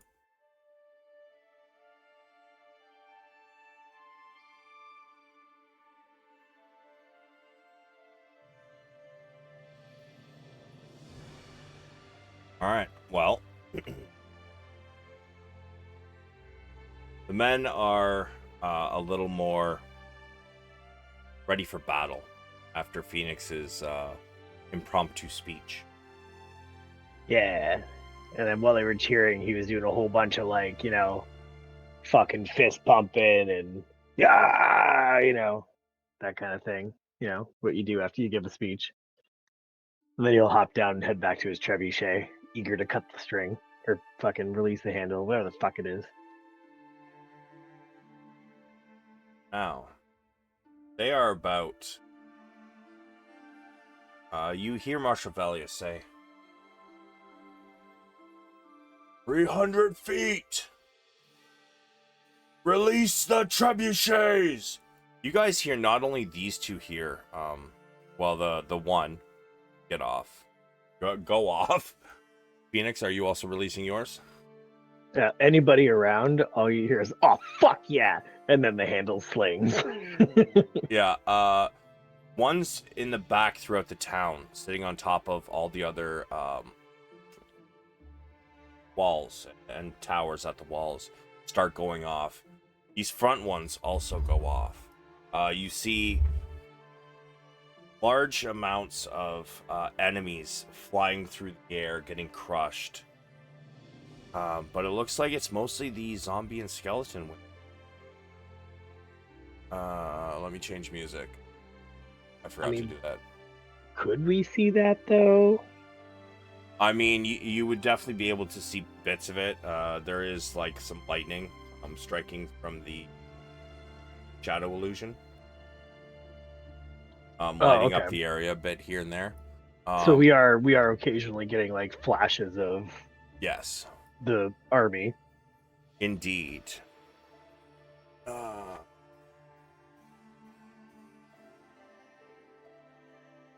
Supposed to be so much more climactic. I'm just dropping the ball. On your chin? So hard on the chin. I need music too. I need some battle music. So I can get hard for this, Jesus. Wait, you haven't been erect this entire time?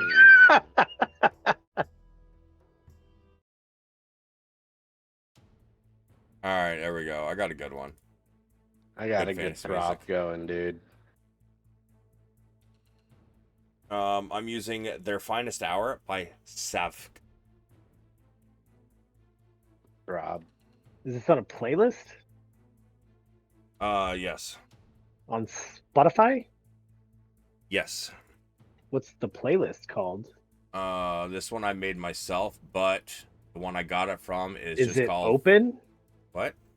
Is it an open, like, are your playlists open? No. Why? Because I need to be I need to be royalty free, and I can't have run the risk of somebody dropping in something that's not royal. Oh, no. Open doesn't mean that people can put shit on your playlist. Open just means other people can find your playlist. Well, the one I got it from, yes, it is open. It's just called Fantasy, royalty free in brackets. But it's not, most of it is not battle music, but this one is. I'll put it in chat. You're my battle music. You're just my battle. Variety. Yeah, so the trebuchets all begin to release, sending flaming rocks and boulders flying through the air. This begins. Great balls of fire then. Yeah, man, great balls of fire. Jeez. Also an appropriate song. Goodness gracious. Oh, goddamn. Okay, so the trebuchets release and the army continues to advance. How far back are they? They are at 300 yards when the trebuchets release, or 300 meters. Feet. Meters? Feet. No, it would be yards. Trebuchets fly quite a ways. Yeah, about 300 yards. Richter is gonna aim his arm out and try to track where some of the fire goes to see if he can see anything in the distance. Sure. He's thinking about shooting off one of his arcane cannons. Okay. And which one are you going to use? Fire. No, lightning. I always forget fire is like a big jet of fire. Fire. Fire. Fire. And how far does your lightning reach? 300 here. Let me 300 feet, not yards? $300. feet. Alright, then I'll say you can start to prep it and get ready to aim. But you're not firing it until they get close enough. Yeah. Because right now they're 300 yards out, and I can't remember what that is versus feet, but I know there's a pretty decent difference. 300 yards, 900 feet. 80 yards is sorry, what? 300 yards, 900 feet. There you go. I want to aim and just get ready. Blast. Sure. The horde continues. However, as one of the lightning strikes, you all can see that it looks like there is becoming more space between the horde of zombies and skeletons. The rest of the army. The rest of the army has paused.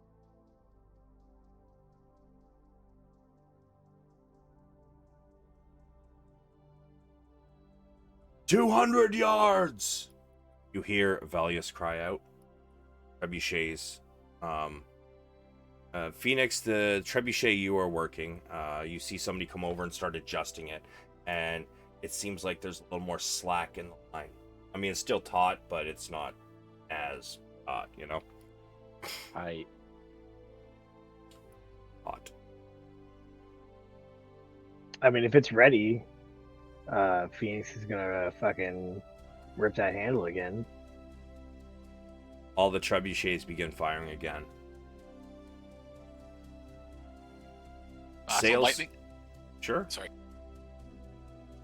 Yeah. I was gonna say lightning shot is 1,200 feet, so it's pretty far. I think I might be able to see something. Yeah. Yeah. Second I see anything out in the distance, I'm just gonna pop off a lightning shot, trying to hit something out there. When Pheonix sees his trebuchet land, he just jumps up and throws a fist in the air, and he's like, "Woo! Oh yeah, got him!"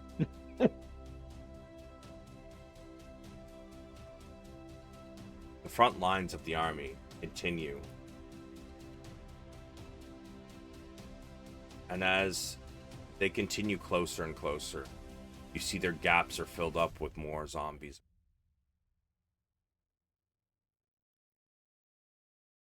They begin to get closer.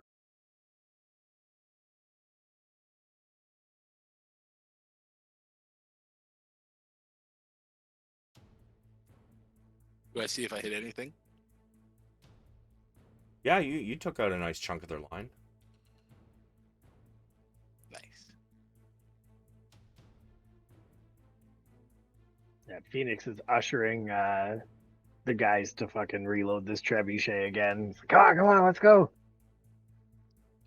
Or I guess he would have seen it already, so he's doing it, helping do it himself as well, now that he's seen how it happens.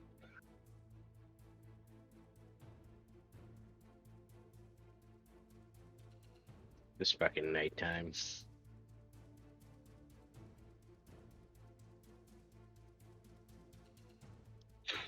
Yeah, and I mean, same thing. Like, I don't know how fast it is as far as these guys moving, but anytime fucking we can get this trebuchet loaded and aimed, Pheonix is ripping it, trying to take out as much of these cocks as he can.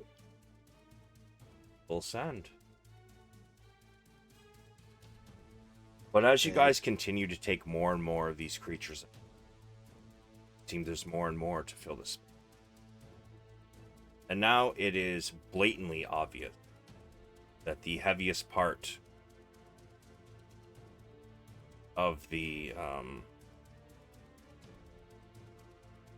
army holding back? Seems to be only zombies and skeletons heading towards the wall. I mean, that makes sense. In chess, the pawns go first. Oh, there's more to it than that. Yeah. I mean, probably, but that's Phoenix's thought process at this point. Like, that's just battle logic. You send your minions in first. As they get to here, Marshal Velius calls out. See, that would be 75 degrees. Loose your arrows. You guys hear hundreds of bows releasing arrows, soaring into the air. The sound of them hitting the ground and flesh and bone rips through the air.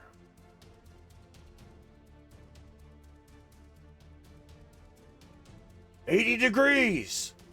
Loose!" Again. And again it happened. Wabu, once you can see them, tell me. I can't see anything. Oh, there's this one. I'm moving them forward slowly. So once you see them, tell me. I'll pause. Okay. I can see him if it matters.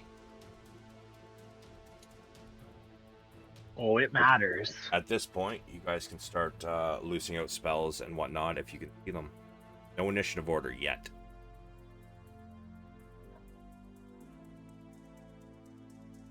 Well, I'll start shooting at targets. Yeah. I mean, you could have been following the Marshall, I would assume. He's giving you angles and such, right? Yeah, but I'd wait until I could actually see a target. I've only got so many arrows. That's fair. Yeah. Richter starts letting off firebolt after firebolt. Spoonbreaker, are you able to see anything yet? Yeah, just now I'm able to, so I'm casting Storm Sphere right. Pheonix is gonna grab one of the soldiers that's been helping, like, fucking load the trebuchet and shit, and kind of put him in his spot. Be like, "This is your job now. I got I got other places to be," and he'll run up to Ash and pat Ash on the shoulder, motion to the wall, and go, "You ready?" Accurate. Wabu, can you see them yet? I can just see them, just barely. Would you like your spell to go off, sir? Before the two melee jump in the middle of the fray? Yeah, it's probably a good idea.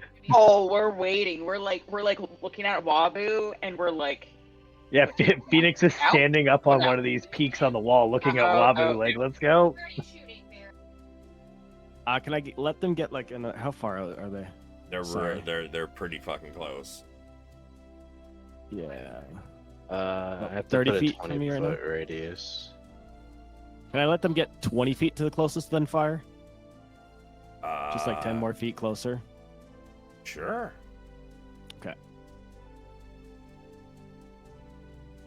Sorry, I didn't mean to measure with a beam. Yeah, like that. Let's give her nuts now. All right. Of course, my tsunami will start, right at the base of the wall, so it can start going forward, not in the middle of it. But yeah. All right. You take out this entire battalion of zombies and archers. Skeletons. And you guys watch as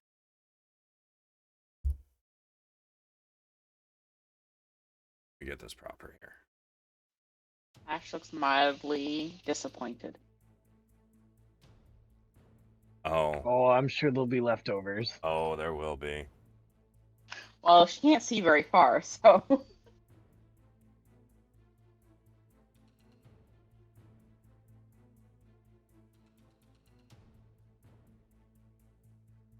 Yeah, give me a second, Spoonbreaker. I'll help you out. As you release the beam, you see wave after wave of zombie and skeleton swept away by your tsunami.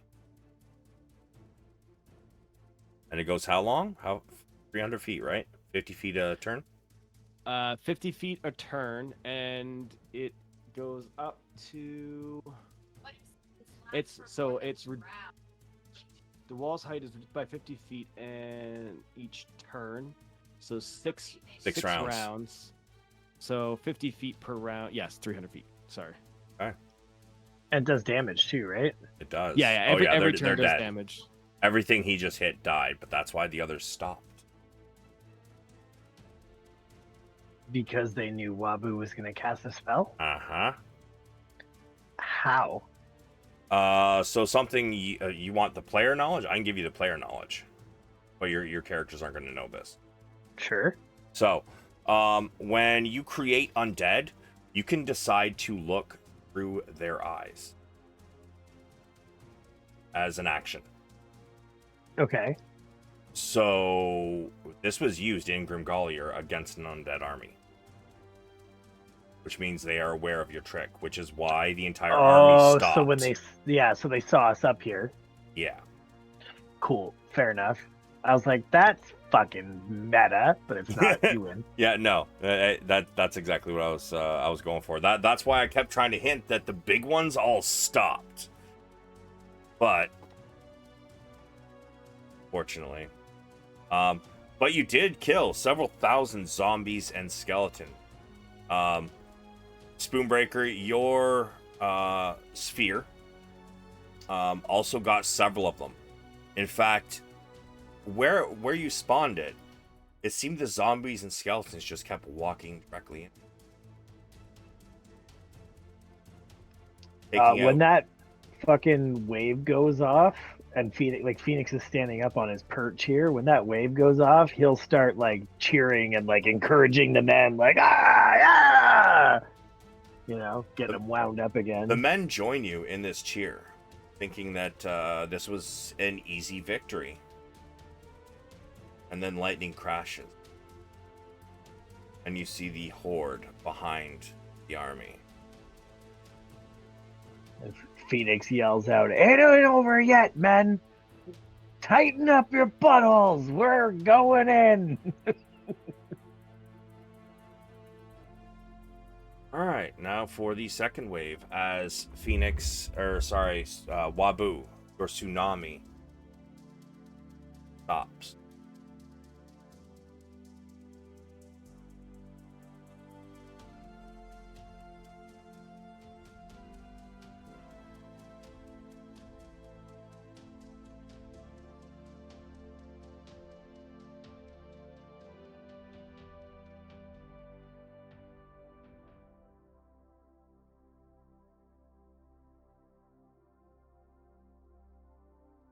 Sorry, this will take me a minute to set up.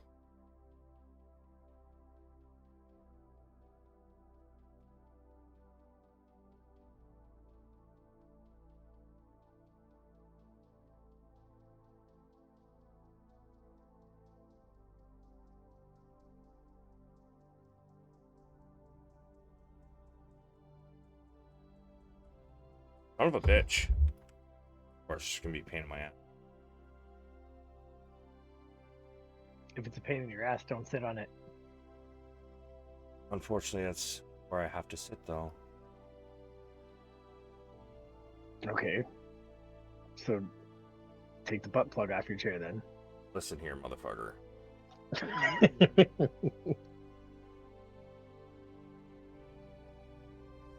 If you didn't fucking glue the butt plug to your computer chair, it wouldn't hurt, Blair.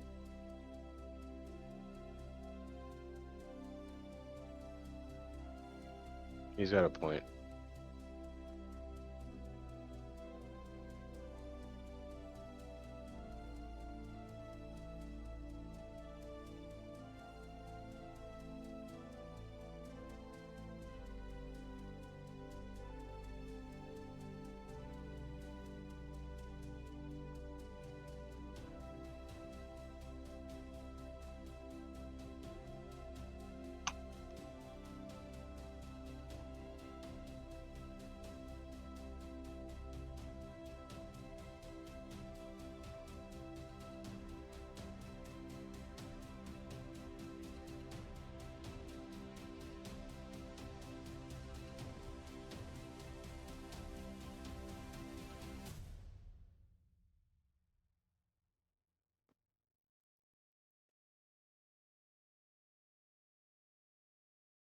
What chat did you post the song in? In the game. I don't see it. Scroll up above Firebolt. I think. Yes. Above where Richter posts his magic items.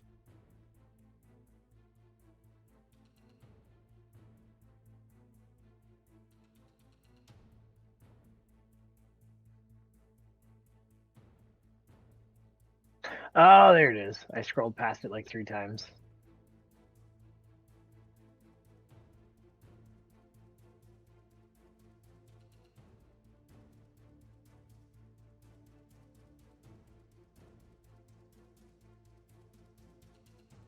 Do you know what the name of your playlist is? Yes. Fantasy. Stream friendly in brackets. This one is not mine. It's just where I built my own from. I don't think mine is open. Yeah, well, that's what I'm looking for is yours. Yeah, no, don't look for mine. Just look for the one that's called Fantasy, and in quotations, or brackets, sorry, stream friendly. Yeah, I got that, but I'm asking what the name of yours is so I can check and see if it's open or not. Oh, I think it's literally just D. I'm dead certain I didn't put it up open. But as the army progresses, What's your Spotify profile name? Savage. Just no numbers, no nothing, just Savage? Think so? Can you click on his icon in game or in Discord and do listen along? Can I? You should be able to. Click his icon. Like on the right hand side where the list is. And then you should see that he's hosting a song on Spotify. Oh, that's so much easier. Thank you. No problem. Oh, now shit's about to get real. So, welcome to the real game, everybody.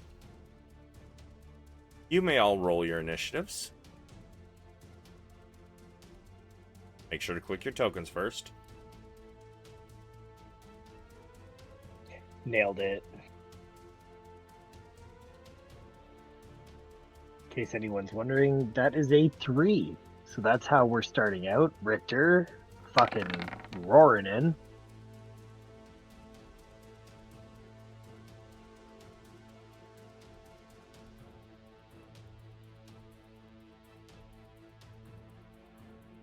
Alright, well, now I gotta roll in everything else. Not gonna lie, I thought you guys would be doing something else before we got to this, but I was not 100% prepped for that. Because the vault we skipped Yep. probably would have been Plans, but, good you to know. not skip. But here we are, having skipped it. It's a thing. I gotta open up all of these fucking stat blocks. Holy shit. Okay. Sulameen, maybe you just thought about the fact that you should open the vault, Yeah, not how that And- works, boys. snuck off the wall, and went and opened the vault. You Trust me, I thought about that and tried to find a dozen different ways to make it not meta. know?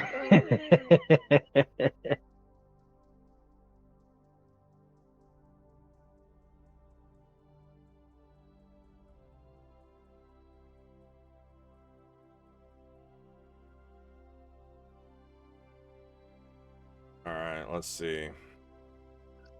All right, I'm gonna go make a pee-pee while you sort this out. Yeah, if you guys want to take like a fucking 5 or 10 minute break while I open all these stat Yeah. blocks, since I got like Yeah, fucking take 10 of time. them. Alright. BRB. Dick. Alright, for our viewers, we will also a BRB. I'm gonna run an ad real quick. Add these nuts.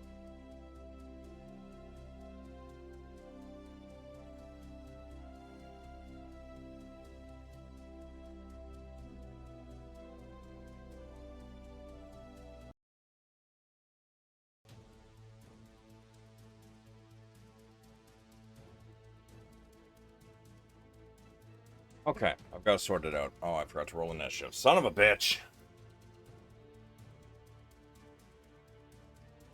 You know what? Honestly, it's not going to matter. Too many of them. Like, they're probably just going to go one after the other.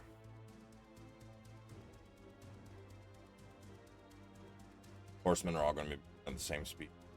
Roll them in.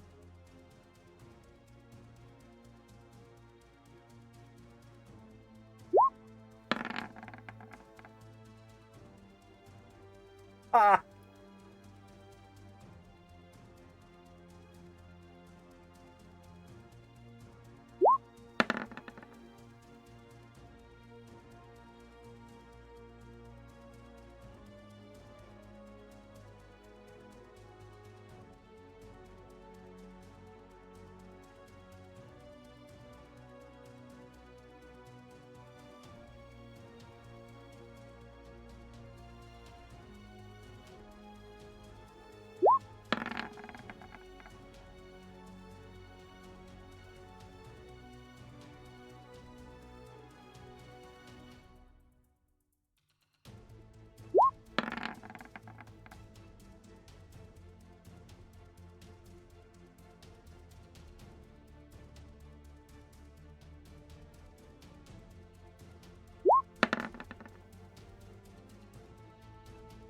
Not least, got to bring. I can't wait for you to meet him. I can wait.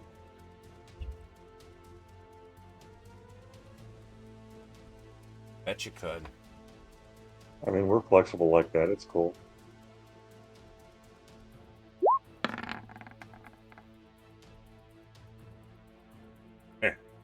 Okay. So let's see. Do I have them all? No, I didn't put any of the guards. Guards and trebuchets are going to be the same point, I believe.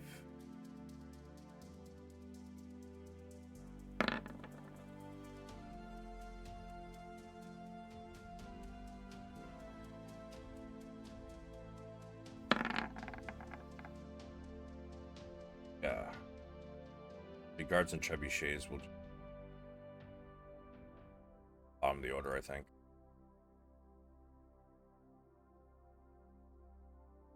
Guards can say where they are. Trebuchets will be at the bottom of the order. All right. Richter, you hear the beating of coming in. Yeah. Cracks of lightning across the clouded sky, the shadowy sky. Light up what looks to be several contingents of skeletal war horses carrying groups of different kinds of enemies rushing in. Behind them, in this area, oh, you can't see it, but in between the cavalry type units and the other ones, there seems to be another horde of zombies, skeletons. Further beyond that, you see an innumerable amount of elephant-like creatures with ballistae on their back.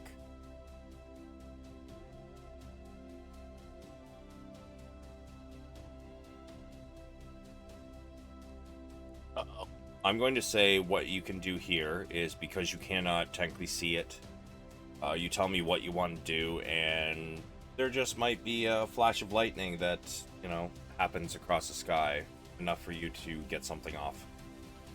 Yeah, that's essentially what you'd be doing. You'd be looking to time something. I'm looking to try to throw a fireball at one of the elephants or a cluster of elephants, I would think. Or if there's a group in front of that, like right at them. Okay, so the war yeah, horses are the ones that are coming in, that are the closest. Honestly, I think Richter would be more worried about the elephants. So yeah, I'm gonna throw a fireball at a group of elephants if possible. They're I not have quite within 100. range yet, but you can hold your action if you'd like. They are currently the closest skeletal horse is roughly 180 feet from you. The closest elephant would be 220.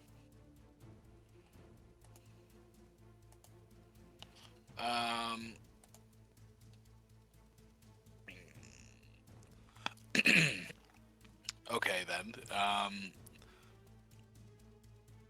That is what Richter will do. He will move forward to get a kind of a better position, brace himself between the stone, and conjure a fireball and wait for the best moment he can within his action here. So if he doesn't get a good shot by the end, he'll still shoot it off at best cluster of enemies he can, straight ahead, if possible.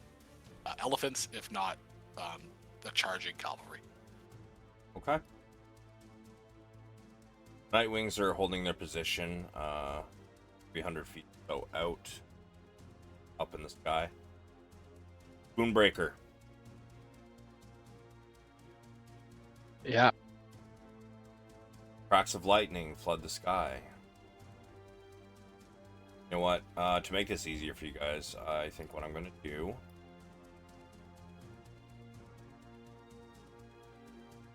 We're going to put daylight mode on, but when you go to use an ability or something, make sure what you're aiming at is within your range.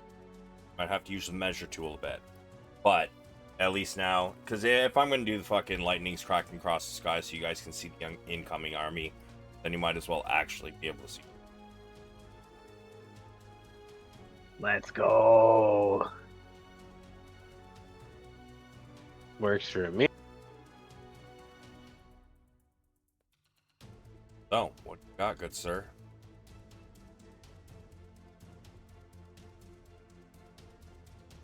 I don't think I can reach those boys. They're pretty far. You always have the option to hold an action. Alright, so I'm gonna hold Chain Lightning at level 6. Okay. And what is the range on that? The range, sir, is 150 feet.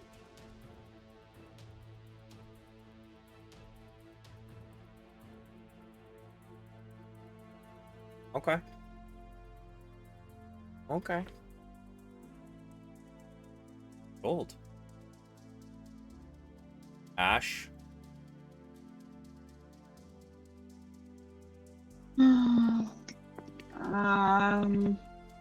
So the tsunami's not happening anymore, right? It is gone and over with. I'm going to jump down. How far am I from the ground before I decide That to is jump? a 50-foot drop. Wait, which section of the wall are you on? Up there, 60 foot. 50 foot from this midpoint, and the other two sides, 60 from that ledge.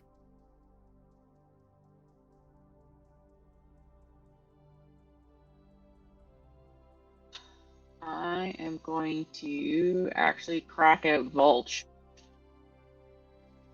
And so I'm going to crack him out. And I'm going to get him to... you know what? We'll just...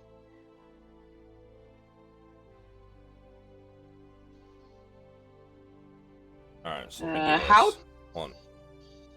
How tall are those?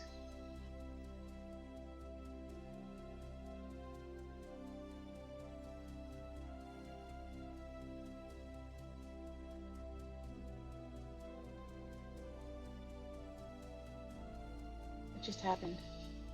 You're fine. Oh, okay. How tall is the things in the first row? They are skeletal horses, war horses. So, I mean, size of a war horse. So probably about Uh, 7 feet to the top of their head, I would think. and the thingies behind them? Oh, those are. Elephant-looking things. They're the size of what's a smaller elephant? I think Africa's got the big elephants and Asia's got the smaller ones, right? I think so. That's right. Something like that. Yeah. Think the smaller elephant, Asian elephants. Okay. Like 15 feet tall, maybe 12 to 15. Yeah. I'm going to get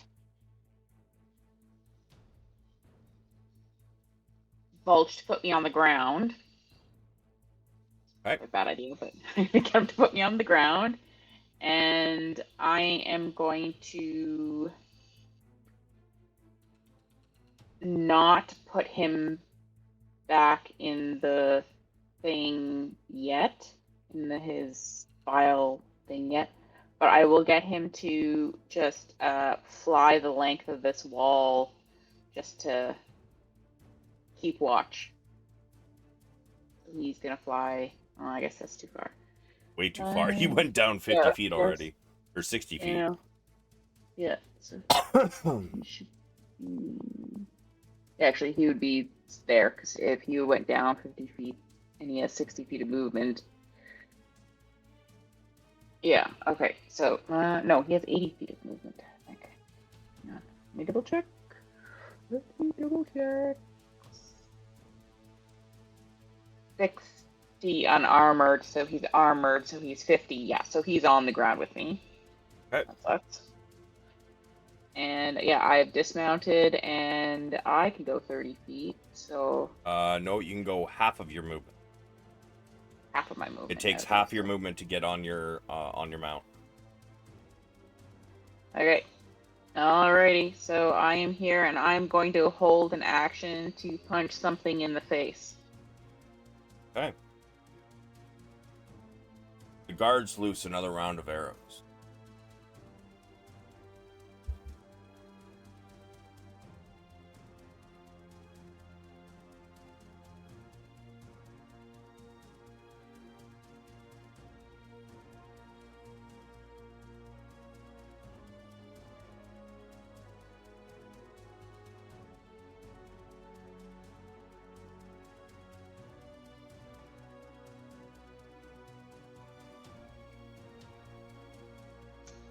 Who's keeping track of the days again? The what? Oh, that The would be days. Richter. Richter, how many days have passed since we were in the tavern in the last city, previous city? It's only been a couple days. I more keep track of like what day of the year it is. It's the 10th now, and it took us a couple days, so probably 3 days minimum. Maximum maybe a week, because it's been the time to travel here. Then we've been here. We did a little mission and came back. 5-7 days. I think we've been here for at least 3 days, haven't we? We did some time with the planning and everything, so It it has was a been- couple days. It has been 3 or 4 days here. That's probably been a week. Okay, if it's probably been a week, then okay, that's fine. Okay. So, Ash, do you have any bonus action or action? As a bonus action, I'm going to summon my shield. Okay, keep track of your rounds, because I believe it stays in the air for 1 minute, right? 1 minute, yeah. I just need to find it in my list.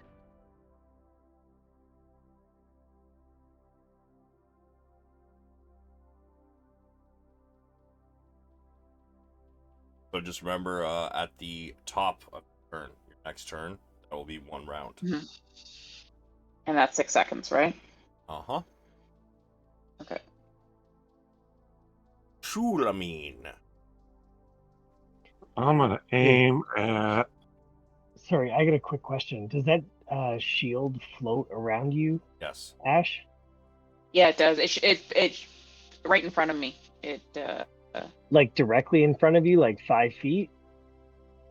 I don't know. It's the animated shield. I'll have to check. Basically, it floats around you, and wherever somebody's attacking from is going to try to block. It basically just gives bonus to AC and without you having to hold the shield. Oh, okay. Never mind. You wanted to use it as a vault point, didn't you? I was thinking about it. You know what? I'm not saying that it wouldn't work. Sulameen, you're up. I'm gonna aim for this fella red back here. And I want to clarify: these guys haven't acted in combat yet. They have not, All right, so and then you have I'll height fire. advantage anyways. Oh, wow, nice. Which one? This one here? No, this one back here in the back right, if I can see him. Oh, you definitely cannot see him, sir. Okay. Yeah, no, he's Yeah. behind a line of horses and a bunch of elephants. Then I'll aim for this elephant right here. Sure. And does that give you enough range? You got a longbow, Yeah. right? So it's like 400 Got a feet. longbow. 600. I get disadvantage after 150, but I get advantage against anything that hasn't acted in combat yet, so that washes it out.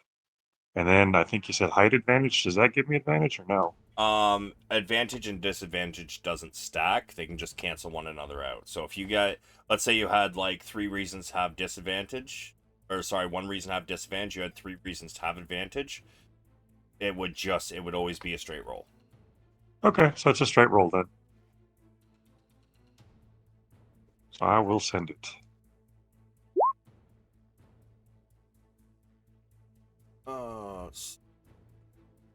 Yes. Yes. I don't know why I shot 4 times. I only heard 3 beeps. They all hit. Cool. You did not roll your sneak attack, however. Oh, god damn it. And I'm going to say, okay, so you need to roll your sneak attack as well as, because your assassination, it is an auto crit, which means I also need you to roll another sneak attack and another D8. And sorry, 2D8. Woohoo. All right. I'm gonna leave that to you to total for me. Oh wait. Okay. Ooh. Total it for me without the poison. Got it. And is there anything else you want to do in as well for your bonus action? Nah. Oh, all right. Wabu. 84. Holden. Actually, 87. I forgot the 1d8s. No, that's for poison. Oh, sorry, one of them is for never mind. poison. What is it without the 3? 85? 84. Yeah, 85. All right, cool. Wabu, you're up. Yeah, I can't really see anything at this point, so I'm probably just am where I am right now. Lightning's cracking. Yeah, I don't have ranged spells for the 300-ish feet that they're away, so You don't want to hold an action or nothing? no. Okay. Oh boy. Let's see. We've got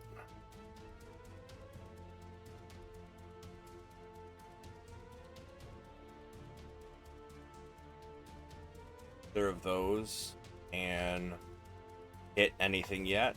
So they're going to hold an action to dash.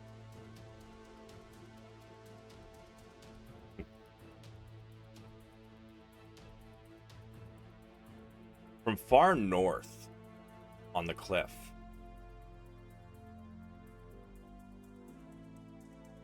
but mile up,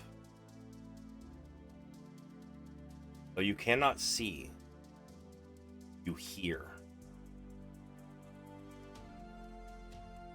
You Stormforged have been a pain since you have come into existence.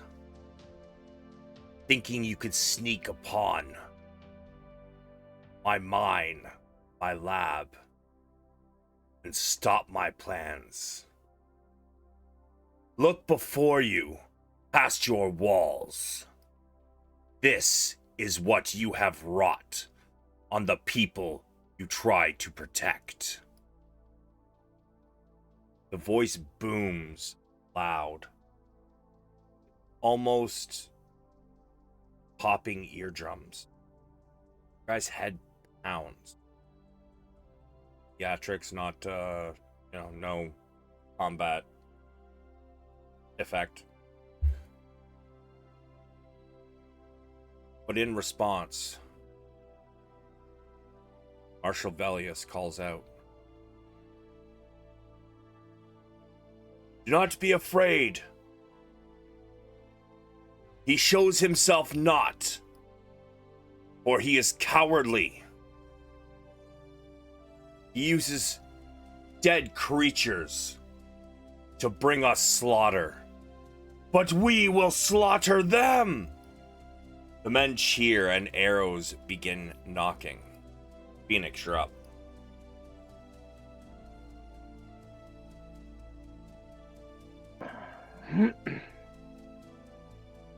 Where's my fucking... Oh, it's already on. Okay.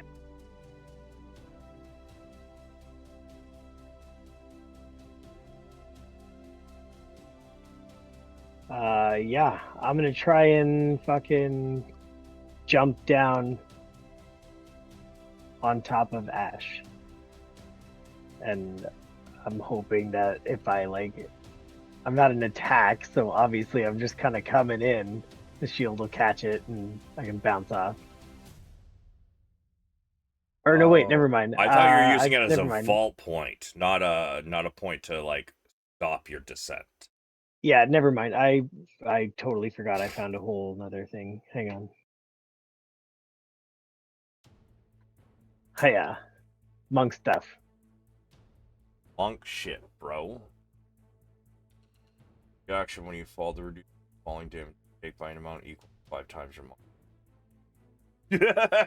Yeah, okay, so you take 0 damage. Yeah. I was like talking about the other thing. I was like, oh no, wait a minute. Yeah, if I realized, I thought you wanted to use it as like a vault point to like, hop over a front line when you guys got close enough or something. Like to land on it wouldn't have worked. If I knew exactly what you had been talking about, I would have been like, no, that's not gonna work. But no, that works though. Yeah. Monk shit. Yeah. And then I'm here. No dash or Fuck nothing? no. Yeah. Game. I'm not running further than the barbarian. That's fair. Probably a smart idea. Creatures are gonna hold where they are for the moment. Pussies. Come down here and say that. I am down here. Yeah, no, they have to come down this way. Closer. They have to come closer to us. But Pheonix is the one who said it. Sorry. My bad. I thought it was the DM. Pheonix just looks at Ash, very confused. I believe somebody was holding an action for when they get within 150 feet, yeah? 5, 10, 15, 25, 30. So they still have more movement left, but I believe now they should be within 150 feet of each of you if you want to do that measure there. No, I'm gonna hold it for another turn. That is not how that works. Alright, then I'm sending it. Yeah, because if you were to continue to hold it and your turn comes around, you lose the spell slot you're holding if it doesn't go off.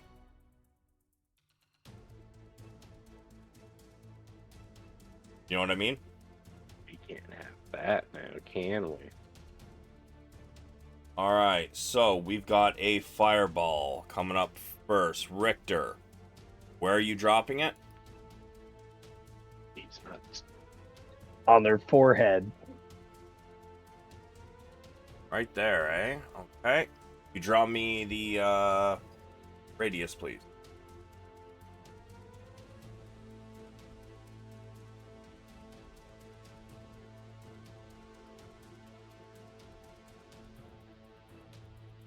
Don't use draw. Use the measure tool. I used the wrong tool. 1 second.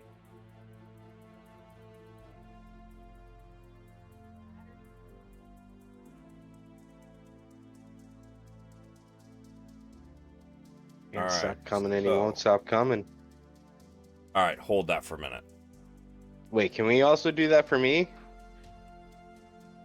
I mean, yours, you just hit one and then you choose whoever it jumps to within range of the first person. No, because I casted Storm Sphere on the first wave, but it's still up.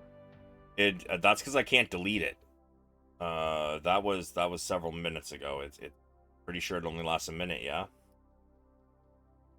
Oh, okay. Yeah, that's why you got your damage in with the zombies and skeletons. Well, that was a waste in my eyes. It was, I'll admit.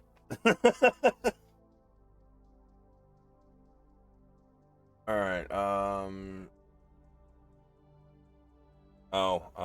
And you're dead. All right. Well, let's.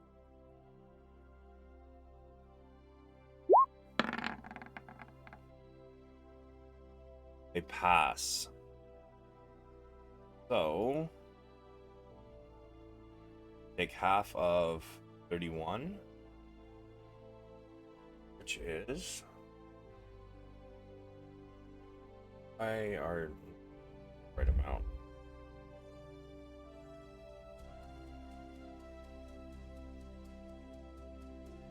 Okay, you can release that moment. Let's see, which one's this? Eric Vanguard.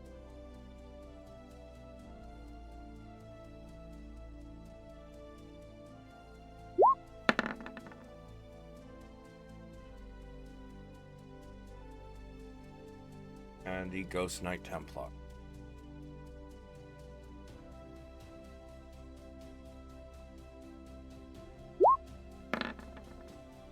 Wow. And your DC is 20. So,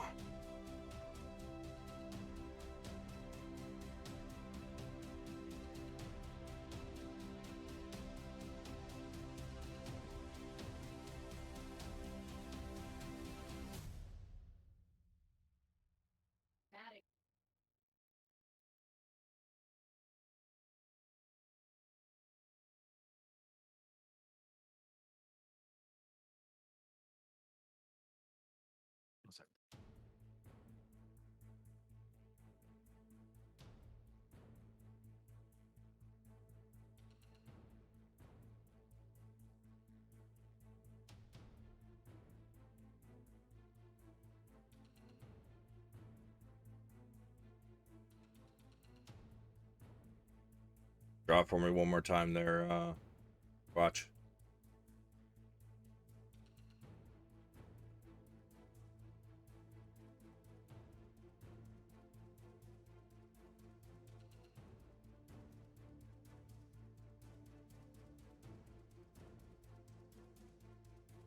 Something like that.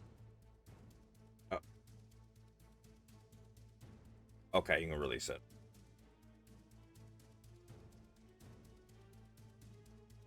There's a linger feature where you can draw something and it lingers. Horses did not start with the right amount of fucking HP. Awesome. So they pass, so that's 16. Yeah, 16. 40 is 20. Okay.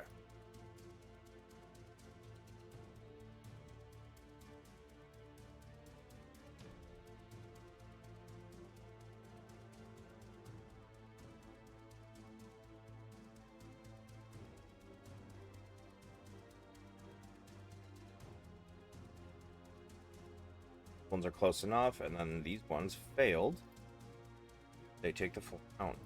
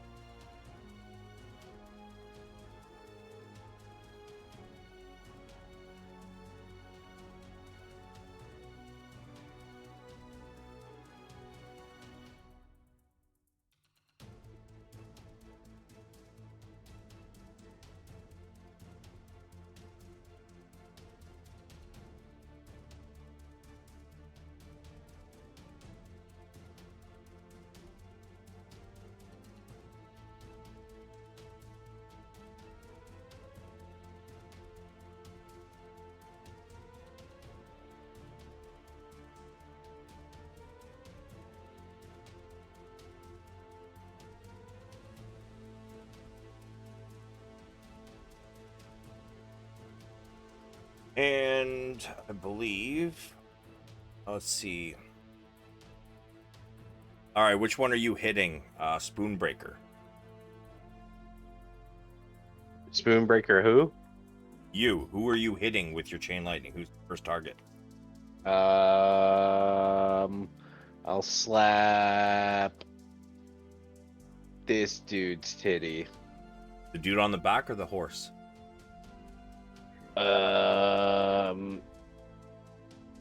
Do I know how? I guess I don't. Fucking sending it on the dude on the back. Okay. And it is a dex save. Who else is are you hitting with it?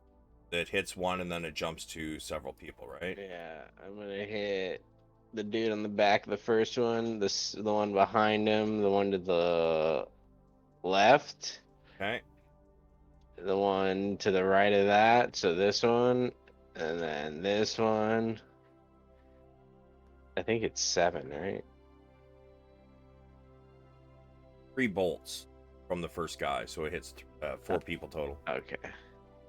All right. Yeah, so that's the 4. 1, 2, 3, 4, yeah. That is a 19. What is your spell save? 1? Okay. 22. Yeah, get fucking bent. All right. 50, huh? Yeah, get fucking sent to the fucking nether realm. Oh, that's cute. You think they're dead. No, I just think they're not feeling good. When they get closer, they'll be dead.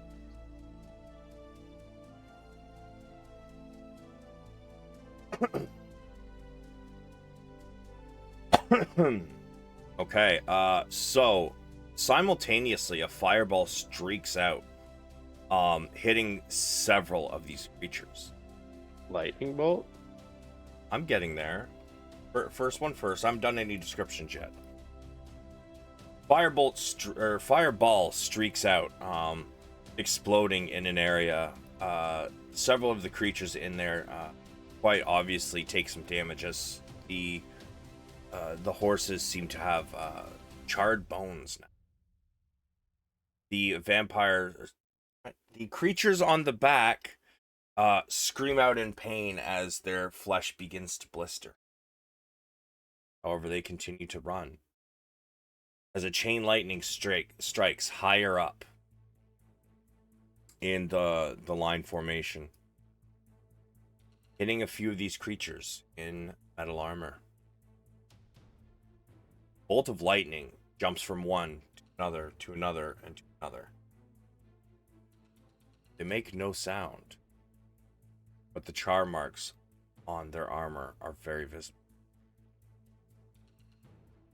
However, they still had more left. God, boy, 30.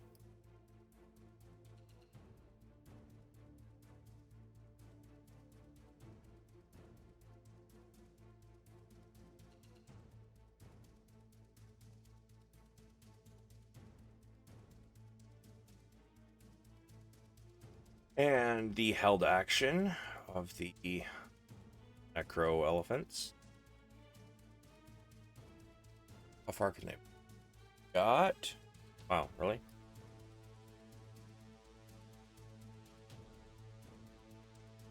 We'll get to there.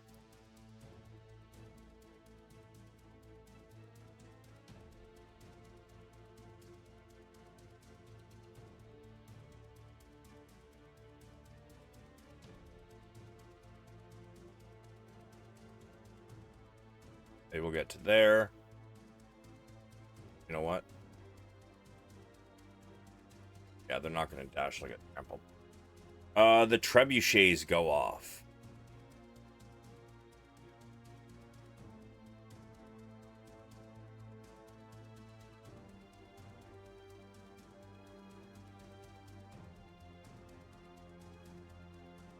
Several of the elephant-like creatures take direct hits. Wow, poor guy. I stole you. What? Feels weird. Julian, push to talk, my guy. I'm sorry. Several of the elephant-like creatures take direct hits, crumpling to the ground, the necrotic charged ballistae on their back, cracking to the ground in a crumble. Mm-hmm. Richter.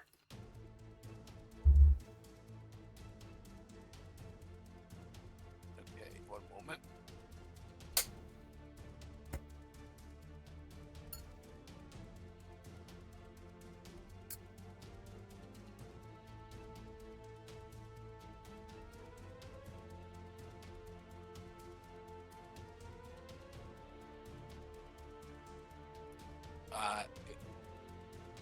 What is the closest trebuchet piece of rock in the field to me? Is there anything within 120 feet, or is it all further? It's further. The closest ones are like back here.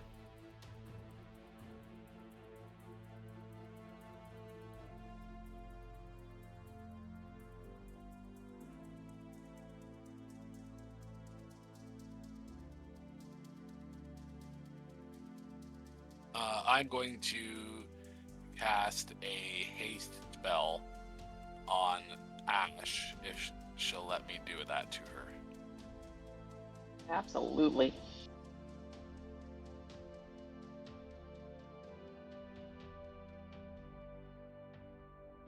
I feel like it's close enough timing wise to throw this down, so yeah, I will cast haste on Ash for an action, and that's likely everything. I'm not close enough for any bonus actions at this point in time. Continue to slowly get closer, but they're still not even on the map. Spoonbreaker. Alright, so I'm gonna cast fuck, what is it? Twin spell? The meta magic twin spell. Yep. Meta magic twin spell. Haste on Wabu and myself. All right. On me. Oh, I guess I'm the only one close enough. Does that count as 2 casts of level 3? I Nope, can't remember. It's one. Sick. Nasty. And I'm Wabu, are you sending a tsunami at some point? Is that your plan? No, it takes a minute to do, so it's not like I can do it again, and I only have one 8th level spell. Oh, okay. You So you can upcast them, like even if it I don't doesn't have 9. Oh, you don't have a level 9? Oh, that's right. You guys We're are not only level 16. 17. Yeah, I think it's 17 we get the 9th level. So is the ground wet? Yeah. Ground is very wet. So can I cast Cone of Cold and freeze the area that I'm casting? You can? Ooh, I'm not gonna do that then. I'm gonna send fire. I'm just joking. I'm gonna do that. So you're aware it is a cone and it only reaches distance, though. Yeah, if- can I not meta magic long distance cast? Post your meta magic line. 120 feet. Oh, you already used your action to cast haste. Yeah, but does that not give me another action? It does. That is correct. All right. All right, yeah. Post your meta magic for me. Oh, meta magic. I got a feeling it's like single target spells. That's one of the only ones I never really used as a sorcerer myself.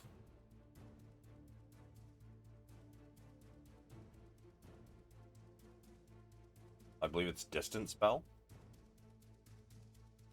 That's what it's called.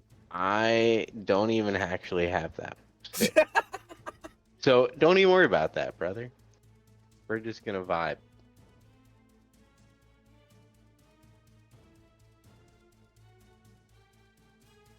I'm gonna cast haste and vibe.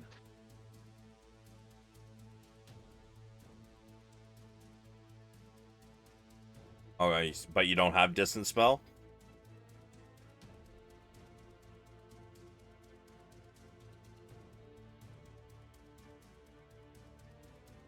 You got twin spell and what'd you take? Quicken? Or extended?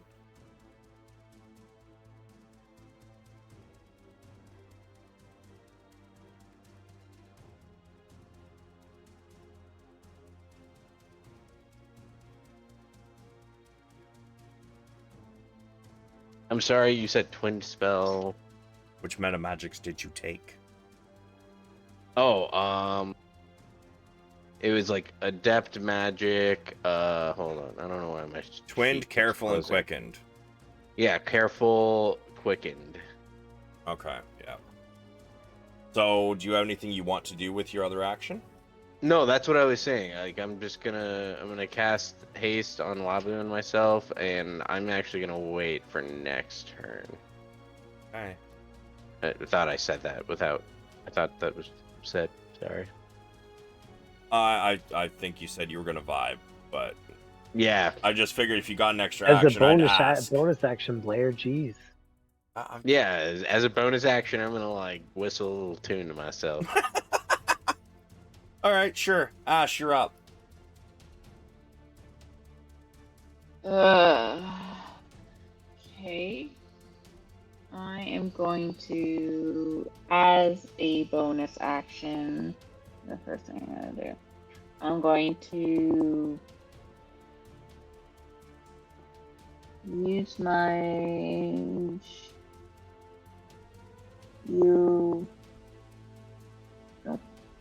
what's this thing called? This thing. A Tundra Aura, and I'm gonna give Pheonix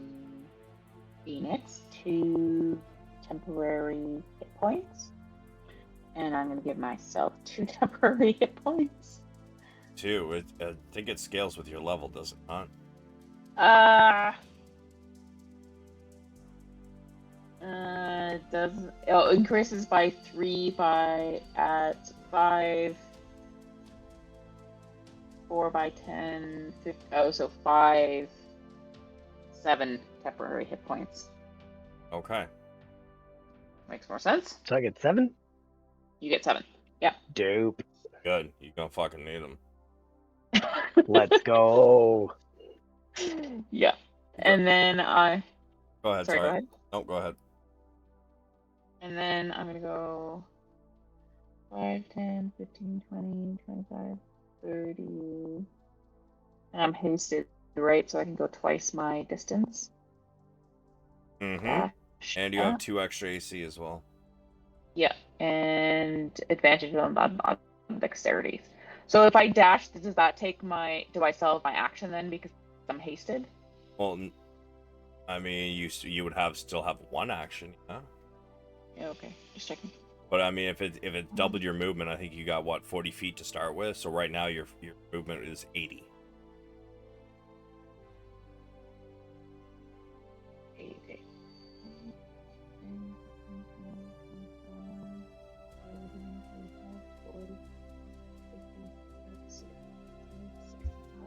I will take 70 feet. I'm sorry. So I'm gonna let it go off this time. Okay. But Richter, that should not have worked. Why? Because your haste has a range of 30 feet. Oh. Was I not within 30 feet of Ash? She's we on the jumped ground. 50 feet off the wall. Yeah, you're Oh. 60. She's 60 feet below you. But we've already passed your turn, so this time I'm gonna let it go off. Just try and be a little careful of that, please. Thank you, sir. Yeah, I wasn't accounting for trigonometry. No, I mean that's fair. I completely forgot to. Yeah, I didn't even think about it until you just said 30 feet. And then I was like, wait a minute, we jumped off a 50-foot wall. Yeah, as soon as she's like, I got haste, right? I'm like, wait a second, I should look up that spell. I'm pretty sure it's got a shorter range than where they are. But yeah, go ahead, Ash. You charge in. Mm-hmm. And I am going to attack the one directly in front of me. 33 to hit. Yeah, the horse or the rider. I'll take out the horse first, I guess. Yup. 16 bludgeoning and 8 radiant. You run up as meeting this horse and rank him with your ball. As he goes ass over tea kettle, the rider flies over you. Make sure they don't actually have a fly speed. Ta-da. Nope. This one flies over you, landing on the ground. Give me 3d6. Okay.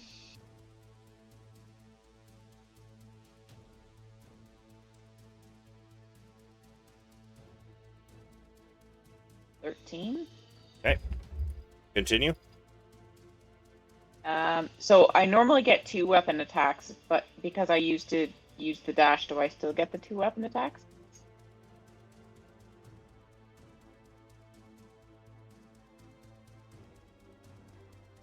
You did not use a dash. Oh, right. No. Oh, yeah. Sorry, I used haste. Sorry. Yeah. Okay. Yeah, you're right. You're right.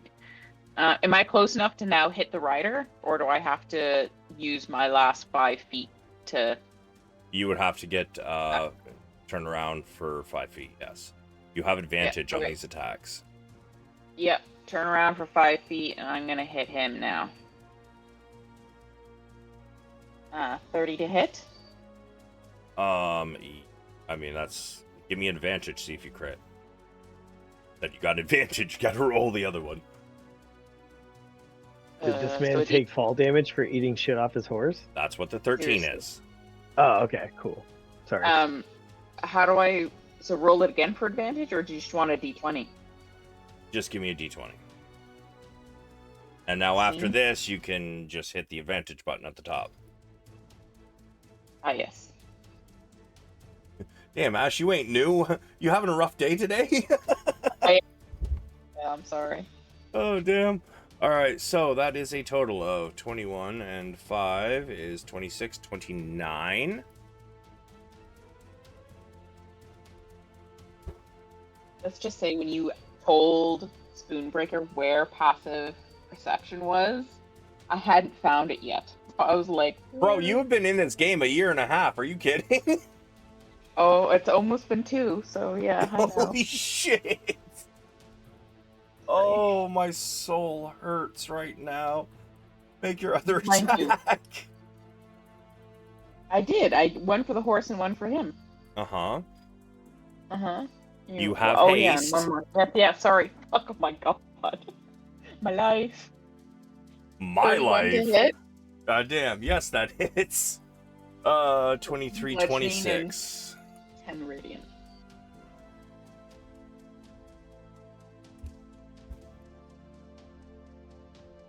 All right. Yes, that's action, bonus, action, movement. All right.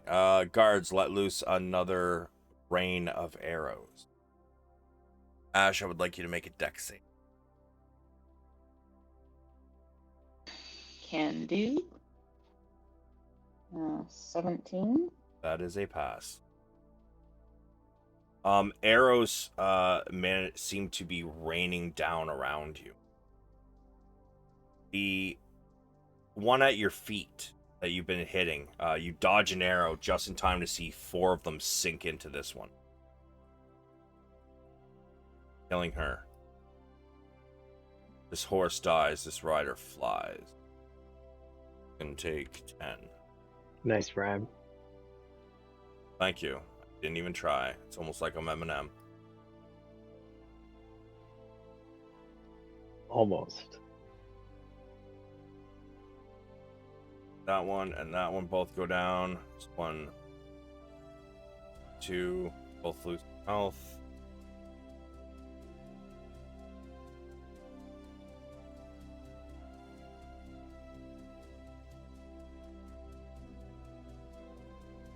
Those ones die. I'll go with these 2 die. These 2 die. And let's get rid of... well. Sulameen. So I'm going to fire at the elephant thingy I fired at before. And I didn't specify that I was hiding, so I don't get to sneak.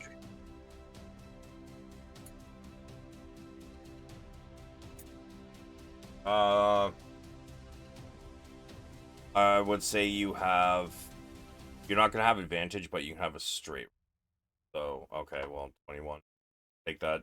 Give me another roll for your attack. I gave you 2 rolls. I'm not trying to be difficult. No, because would have... They're still outside 150 feet. all right, okay. An advantage for height, so straight rolls. Okay. Yep. Nope, you are correct. So, for... you shoot 2 arrows, and they... you can't really see where they land, but you do hear, sounds kind of painful. Got it, and I will dip back behind a crenellations and attempt to hide. All right. Roll me, all right, perfect. Wabu, you're up. Yeah.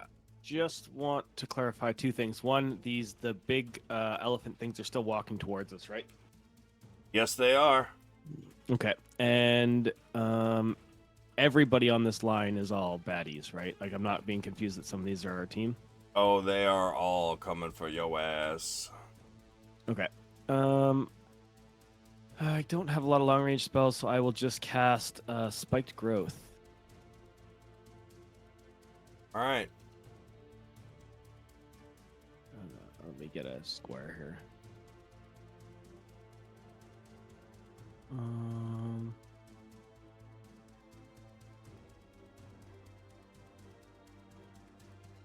Something like that. All right, give me a second. Hold it. I will draw that out.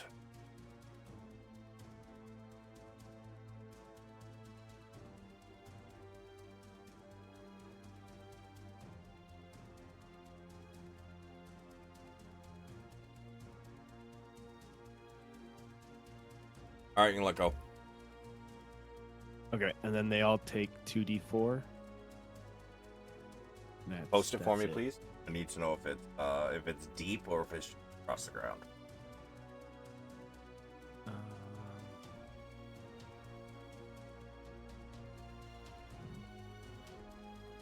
20-foot radius center on point within on the ground. Okay. Yeah, it'll just be the horses. Okay, so and there's no save, it's just 2d4. Yeah, no save on it. It's 2d4. And then every 5 feet they take 2d4. I cannot wait for the next turn.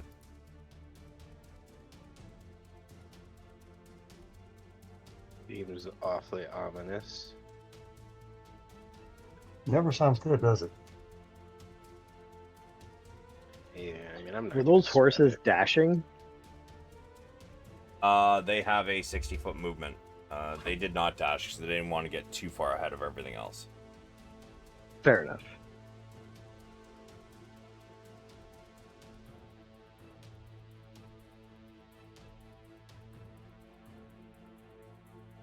Dashing through the snow. And the green square should just be 5 feet closer to us so that the back line's just being touched. I don't know why. Probably because I had it on a half square.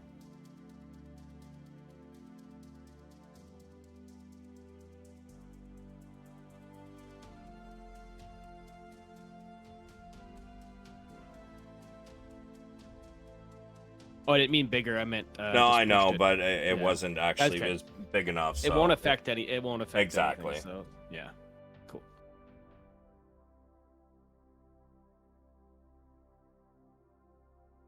Okay. You have another action. That will be it for my turn. They're still pretty far out for me, unfortunately. All right. Like Thunderer. What? The weirdest fucking name. Oh, I don't think.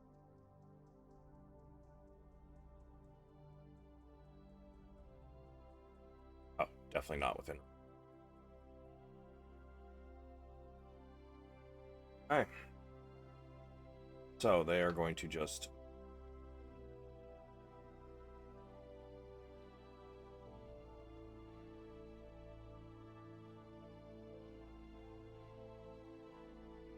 now that there's some space, these ones are going to dash.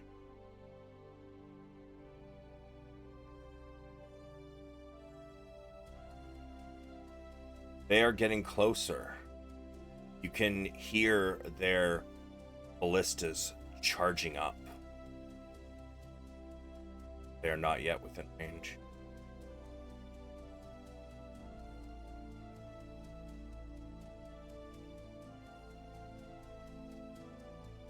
From high up on the mountain, hear the voice boom again.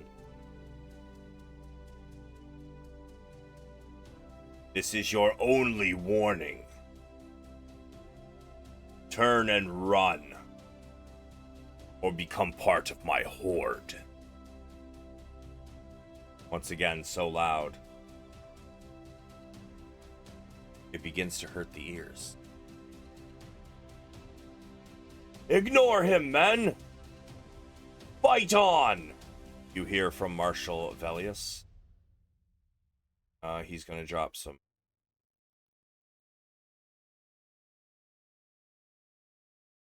Oh, that's cool.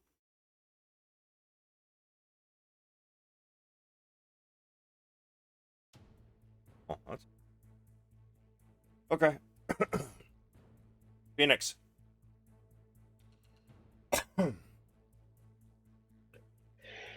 Yeah, Pheonix is going to, I think, use a key to dash.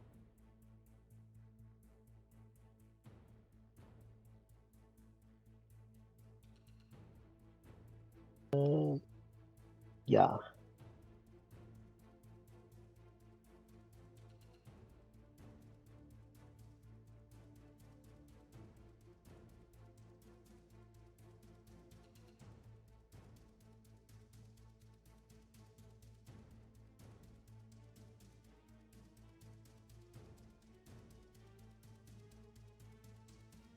So I think I'm gonna run up on. Let's go here.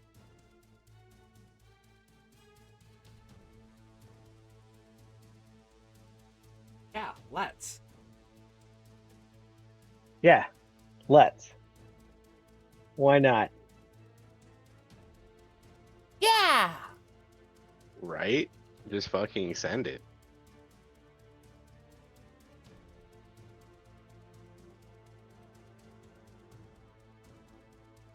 Horse or rider?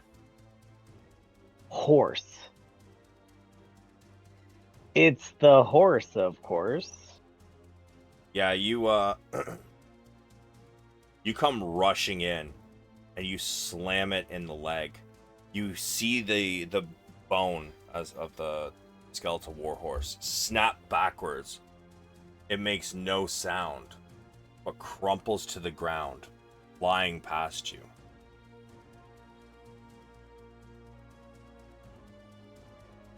The rider. Give me 3d6. As he flies over you. Say he's probably within range to make want to take your second attack on him as he passes over you, having advantage.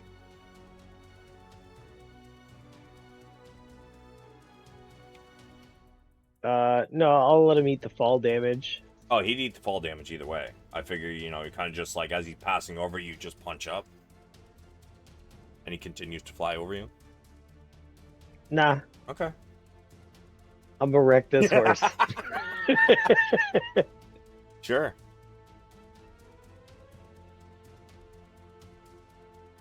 You watch him sail over you and you turn, charge at the next horse. As you run in for the hit, fortunately, not quite enough. You go in for your swing, and the knight on the back places his foot in just the right spot, and as you swing, he kicks your fist away.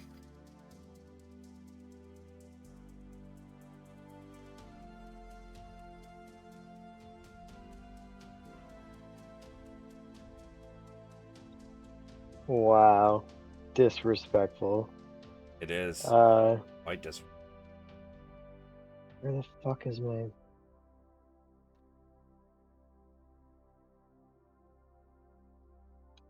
Anyway, I don't see it, but we both know I have it. Flurry of blows. I believe that's what, 2 more, right? God damn, dude. There it is. Once again, you try, and he manages to turn his horse, and you are surprised. That's the second time in a row. But, getting impatient, you decide to give him a kick, slamming the knee of the horse, and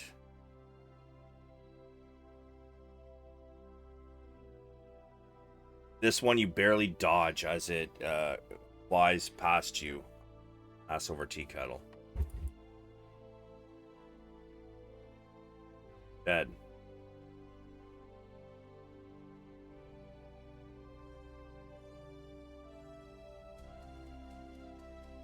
This one also flies. Give me another 3d6.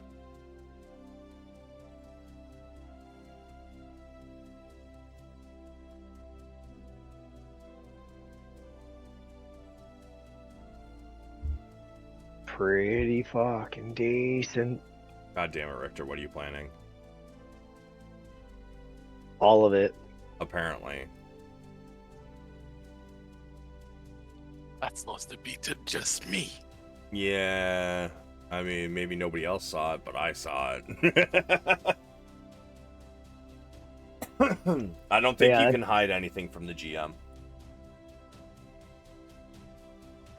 That's it for me. Yeah? Alright. That's my whole. I mean, I got movement, but I'll just get hit. So They're going to continue doing the same thing. Oh, it's their turn. That's so awesome. Big fun for me. So, first off, they're going on the same turn as the 4 horses. They're going to stand up. 15 feet of movement, and they have how much?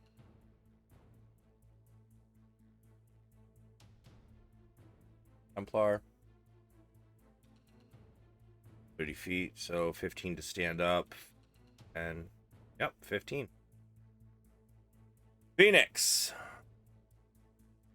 My good man.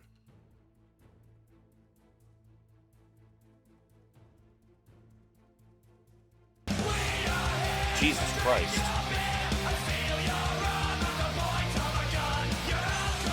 I'm drinking water again. You always do it on the wrong night.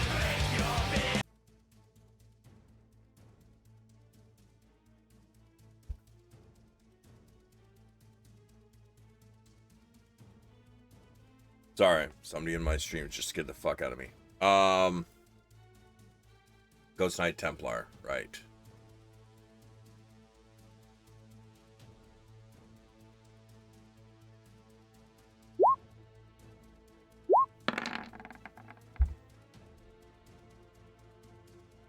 Oops, sorry, that's not supposed to post.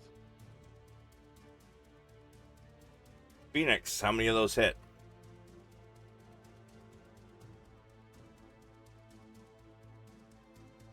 Uh, 31, a 32, and a 22. All of them. All right, so you take 13, 23, 27, 38 damage. As this strange looking creature in armor seems to be much quicker than you expected him to be.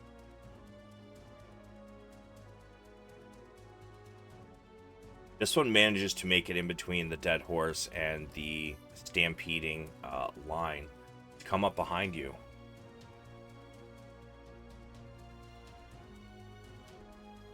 Did you see that first one was 38?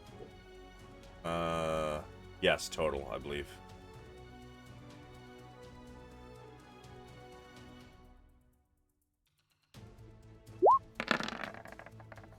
Holy fuck. I'm guessing that first one misses.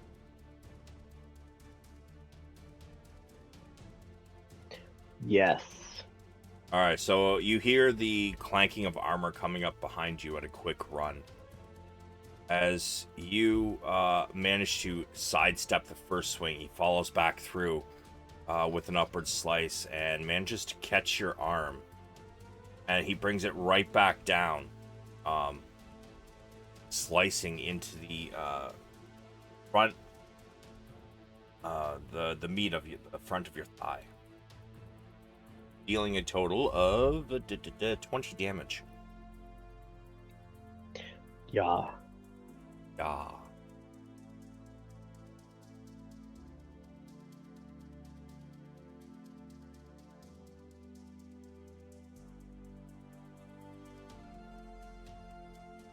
Ash, these two are going to attack you.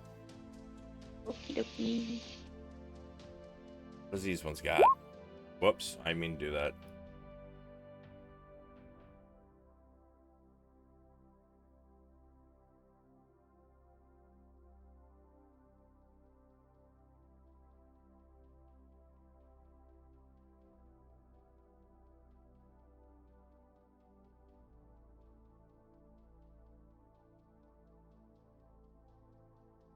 Oh, that's wild. As they attack you, Pheonix.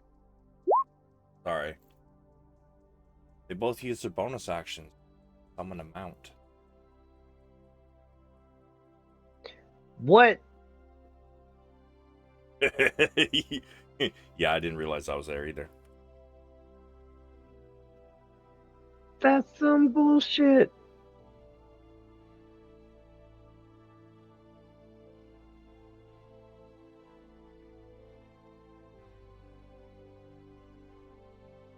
Okay, but they can only do it once. I believe so. Once an Yeah. hour. Yeah. Mount is. I Oh, mean, if if it's we're slain, it disappears. And they must wait an hour, so they do not summon one.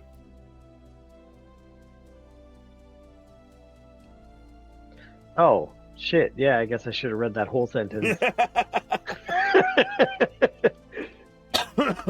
I just started at "and the Templar must."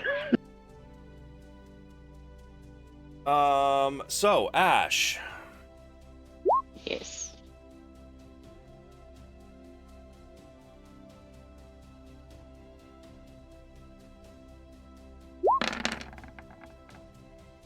do both of those hit? The first one hits. 20 doesn't? Okay. Fair enough, fair enough. No. 24 hit? It meets, so yes.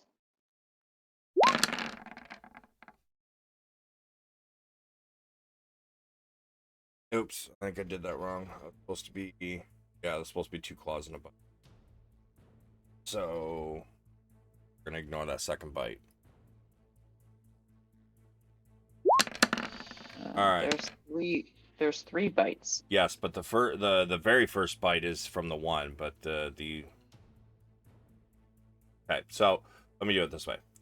So you take all right, a crit. So they come in slashing and biting with it. First one managed to get you in the armpit. The extreme pain from the nerve cluster is almost crippling. Take 13 slashing. However, your shield manages to get in front of the second claw. You hear the clang as the second hand hits the shield flying around you.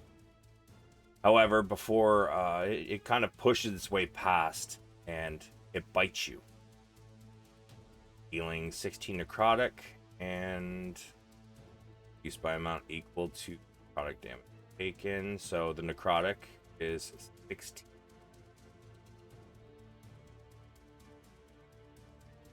Okay. So your HP maximum is reduced by 16, and you take wait, is that right? Look at the stat block. Vampiric Vanguard, bite. Yeah, okay. So the 16 is the necrotic. The smaller number there on the right is just piercing damage. So total of 20 damage from the bite. We're gonna ignore that next bite. I didn't mean to roll that twice. So a 24 to hit. You are calculating in your haste AC, right? Yeah, so I have 22 AC plus 2 for haste is 24. Okay, 24. Yep. And that's with your shield too. Yes, my shield is checked off, so that should have added the plus 2 already for the shield. All right. So 24 then hits. 10 necrotic. So your HP maximum gets reduced by that much. Plus 9 piercing. And then the 25 claw is gonna hit, so that's another 11 slashing.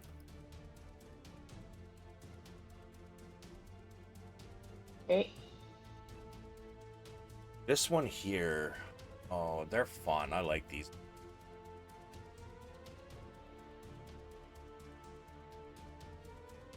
Oh my.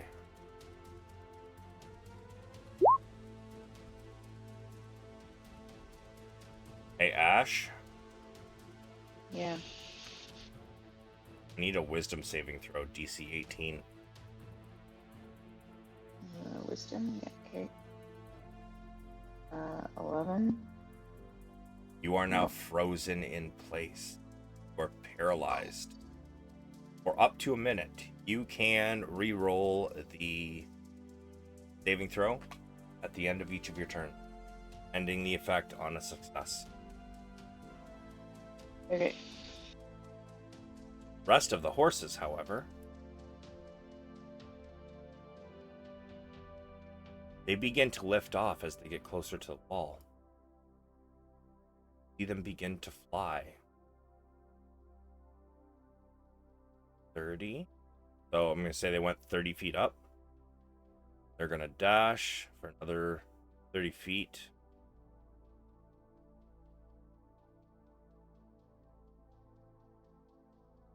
Five, 30. So they are now 60 feet. Wait, before you continue, all the necrotic damage, or is it just the bite that causes me to lose maximum HP? The necrotic damage. So the Okay, so it's 16, the 26. 10. Yeah, 26. Okay. Okay. Thanks.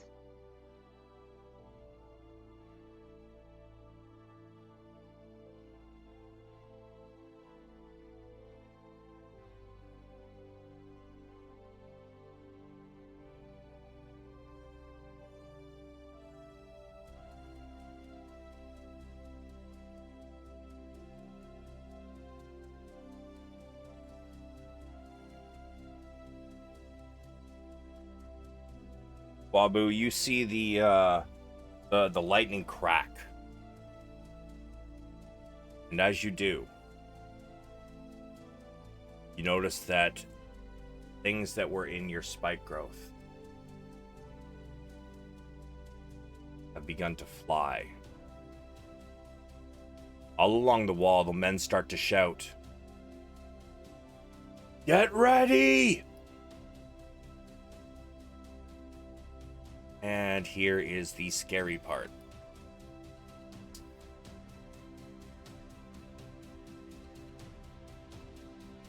Some of these particular ones, such as these ones here and these ones here, begin to drop. Strange abilities.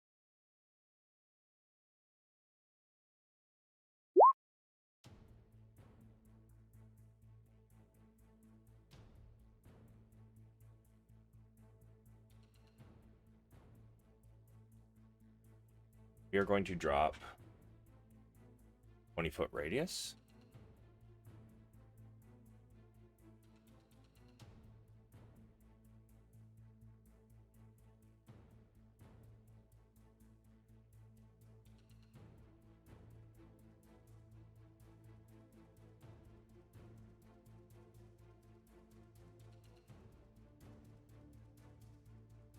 Several of the men begin to fall off the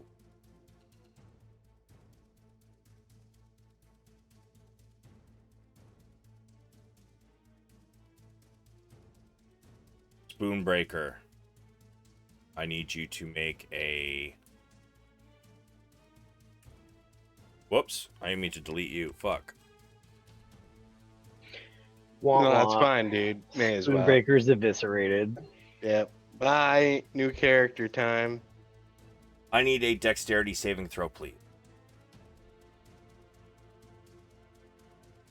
Don't worry, I'm not having them all send it off at once. They can only do it once a day, man. They're not going to burn them all at once. God damn!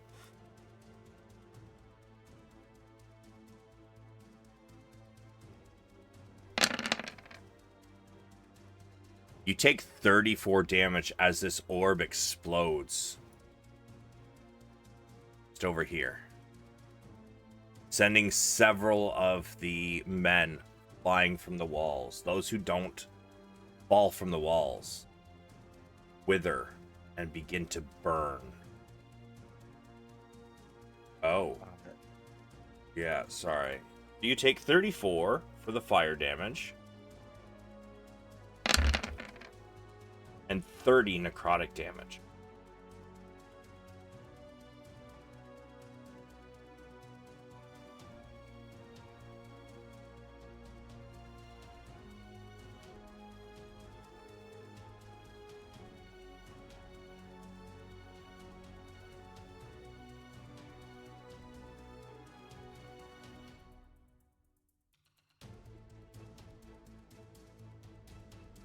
Those ones dash. Trebuchets go off again.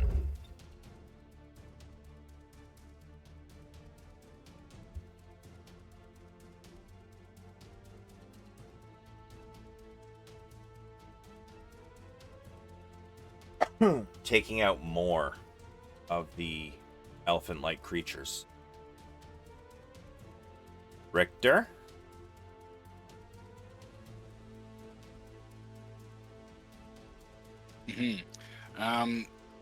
These elephants, and I guess one question first. How many troops do we have?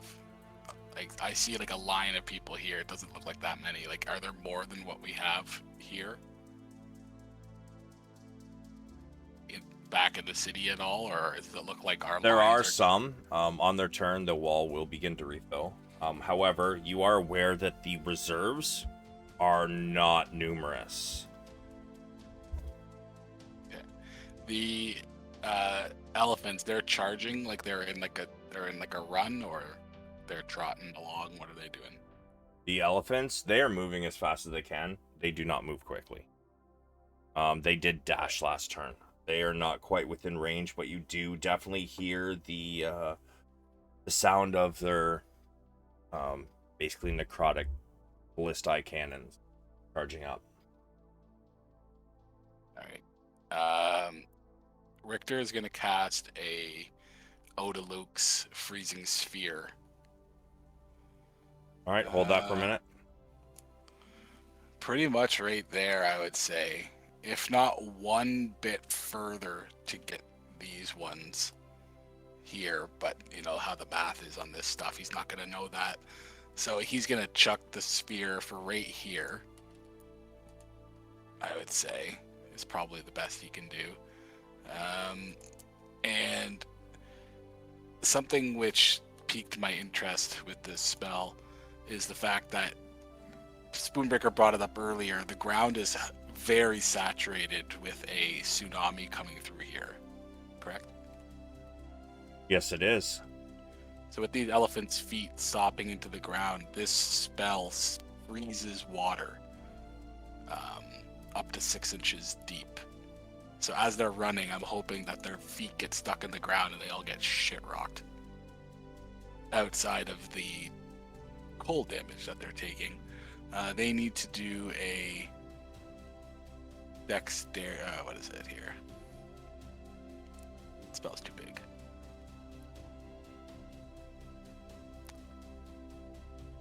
Constitution saving throw.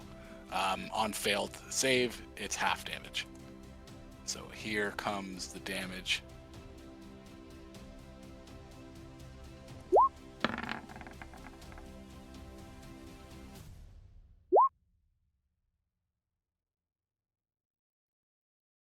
Half damage?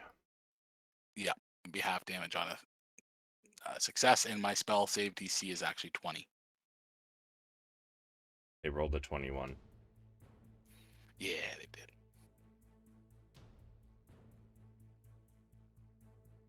But the ground is still frozen. So You do their see feet one of are them frozen. collapse. The ballistae going off, burying here. And suddenly it explodes in this spot.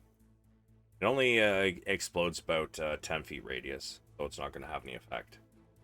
But a little heads up of what it can do. Let's see. Also takes...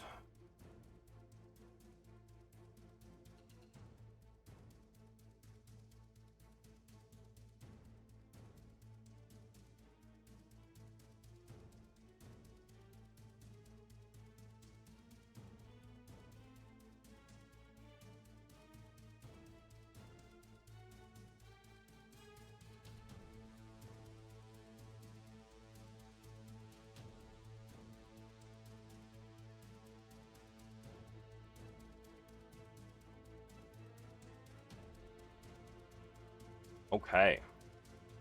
Oh, I didn't... It hit these other ones down here. Hold on a second. Yeah, Four I got some of you guys. horses. On, right? Yep. That is a fail. And they have...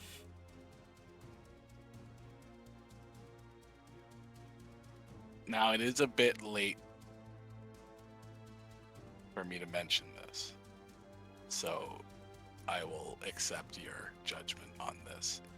But can I... Oh, I'm not close enough anyways. Never mind.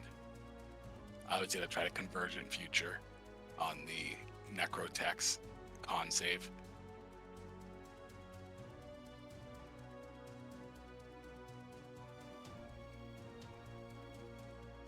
I mean, I've already changed all their HPs.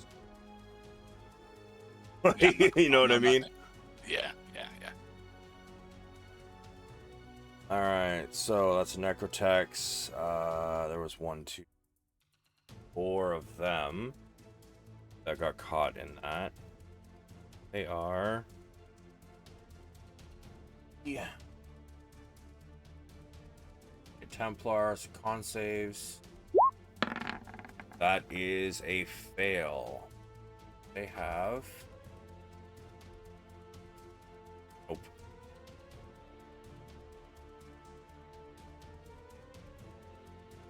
Wild that ghosts don't have cold resist.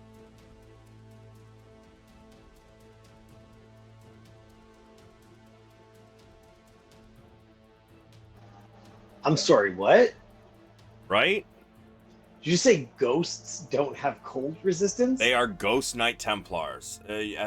Fucking forget I said that though. Don't use that information. Well, no, like, you know. But Phoenix doesn't yeah, know for that, real. But what? For That's real. wild. Oh. Oh, wait a minute. Fuck. Well, it's too late. They should have moved with the rest of the group. I didn't realize there's a gap here. They all should have moved up, but it's too late for those ones. These ones, however, that are not getting hit by the spell are supposed to be up here. And I think I moved the bottom one.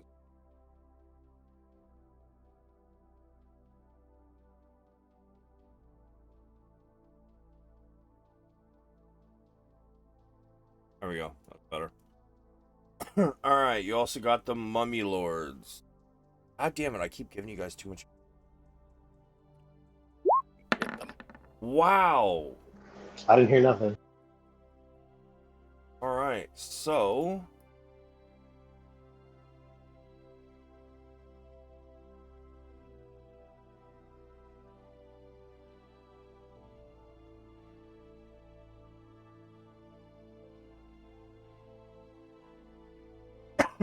and it does seem like they might be slightly frozen into the ground. We will do some rolls on their turn to see if they can break out, though. Yep. And oh, I missed this Death Knight though. Hold on a sec. What was the Death Knight rolls? There was no Death Knights I rolled yet. Cool. Give me a sec.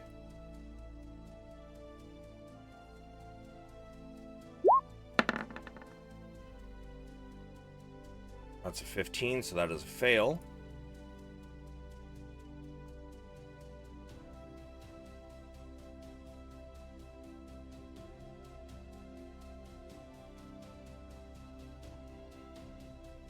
Okay. Continue on, sir. Richter is not gonna jump down. He's just going to hide, like kind of take a little bit of cover behind the stonework here, so he's not hanging out in the open. He's not gonna use bonus action. I don't have anything good at this point in time, and I'm not close enough to anybody. I'm not jumping down at this point in time. All right.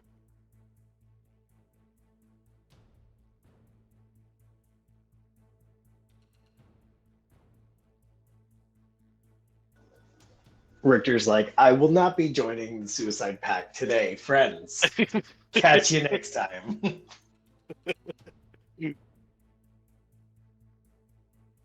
Nightwings have entered the chat. Spoonbreaker. Please also mark down rounds for your haste. Your turn. Spoonbreaker is going to send. Sorry, before you do that, I need a on save, please. Took damage while you were concentrating. On haste.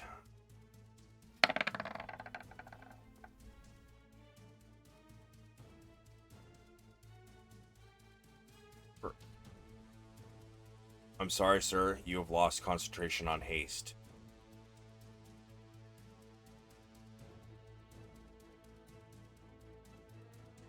We're now lethargic. Wabu, you are also lethargic.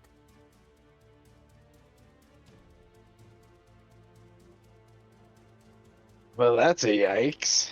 Yeah, you better hope nobody fucking gets up there and smacks you a bit. Bad. Didn't he cast it on Ash? No, Richter cast it on Ash. He cast it on okay. himself and on Wabu. Fair. Okay, so then. So then that's your turn. All right, cool. You are Sounds lethargic. Good job. Good work. Ash. I was gonna complain that nobody cast haste on me, but I guess that's a good thing now. Yeah, So- you're on the ground. You still got a lot to deal with. Yeah, these ones are leaving you alone because they're more interested in other things. But Ash, it is you up. Yeah, I am going to.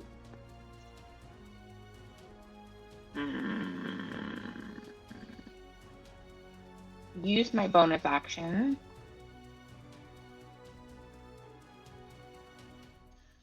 I'm going to give myself 7 temporary hit points. Okay. And I'm going to. The other thing that triggers when I do this is the.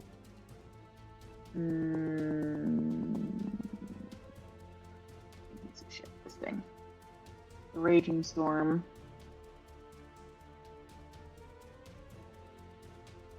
You can choose one creature in your aura and they must succeed a strength saving throw or reduce their speed to 0. Because my speed is 0, their speed is 0. Fuck you. Okay. Give me 1 second. Spoonbreaker. Yeah. I'm guessing that the one you've been playing as is the you at the top of the map, not the you at the bottom of the map, right? There's 2 of me. Yes. Then yes, I am the one at the top of the map. I scrolled down so I could make sure I marked that somebody had used their one of these Death Knights had used their orb, and I'm like, wait, isn't he at the top? Scroll back up. Yeah, he's up there. Okay, so it's a strength save? Yes, please. And which one is it? The one that casted the hold person on me. Oh, that's right. You're under the effects of hold person. Hold on a sec. I don't think you can do it. No, Sure am. you're paralyzed. Hold on a sec. It's my storm aura. It automatically pulses around me, so it's like. It takes your bonus action to do that.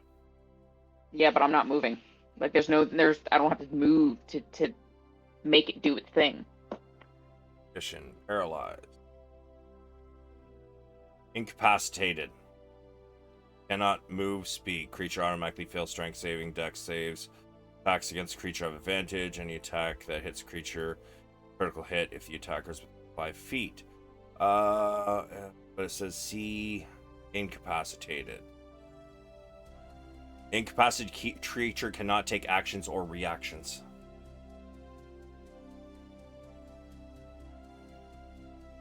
Okay. What about bonus actions? Yeah, exactly. That's what I was gonna say, but you know what? Bonus action is still classed as a type of action. Yeah. But with a bonus. Exactly. Gives it a little extra Hey, spice. Ash, You know? at the end of your turn, make me... what save was that? I believe it was Wisdom. My turn isn't over yet, so cool your chain. It is, though. It is. It's not. I'm gonna use something. I'm gonna use my luck while I'm rolling to add a d20. You can't add a d20. You roll an additional. It's like having advantage. So you roll your first one. If you fail, you can choose to use your lucky and roll again. That's what that is. Okay. So Wisdom save. wisdom save. 7. Okay, so now I roll the d20. Yes, you do. Okay. 17. No, 18. I can count. No, They don't add together? no. I like literally that. just said you re-roll it. That is what a luck is. Yeah. Okay. So, that is a total of 12 on your second roll. Fortunately, we're still held in place. Okay, so now what do you need? Oh, now that It you is officially the end of my turn. nothing. That's the end of your Fabulous. turn. Guards, release another wave of shots at the oncoming knights, trying to make it the wall up in the air. Let's see, we're gonna kill this one here. We'll kill that one there. Take that one out. Take that one out. Which one of the knights cast held person on her, by the way? I don't know if you can see it. Hold on a sec. No, you don't have the range to see. But if it's that one that you pointed at, they're inside the sphere. They would have had to make a Constitution save for hold person. That is correct. Okay. So yeah, that wasn't a me thing. That was just a. Nope, that is fair. Where is my? There he is. And it was a con.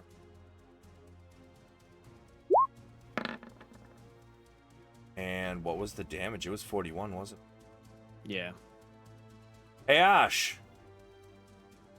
You can have your luck point back and take your turn. Yay. Go.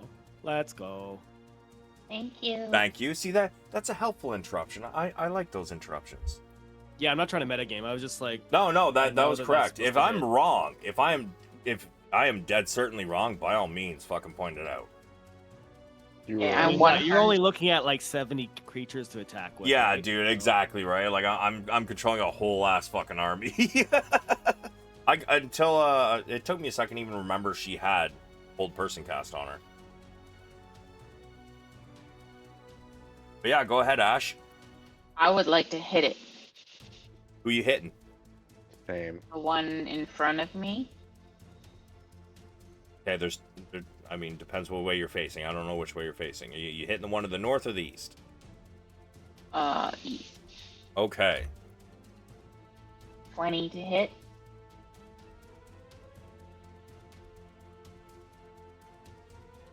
The vampire guard is yes. Okay, so it's 21 bludgeoning and 7 radiant. Okay. Still up. And I would like to hit it again. With 35 to hit. 14 bludgeoning and 4 radiant. Okay. This one is starting to look a little bit weak. You are definitely wearing it down. But as it bears its fangs, you can definitely tell it is still ready for a fight. And since I'm raging, I get one more, right? Or am I crazy? Not raging, hasted.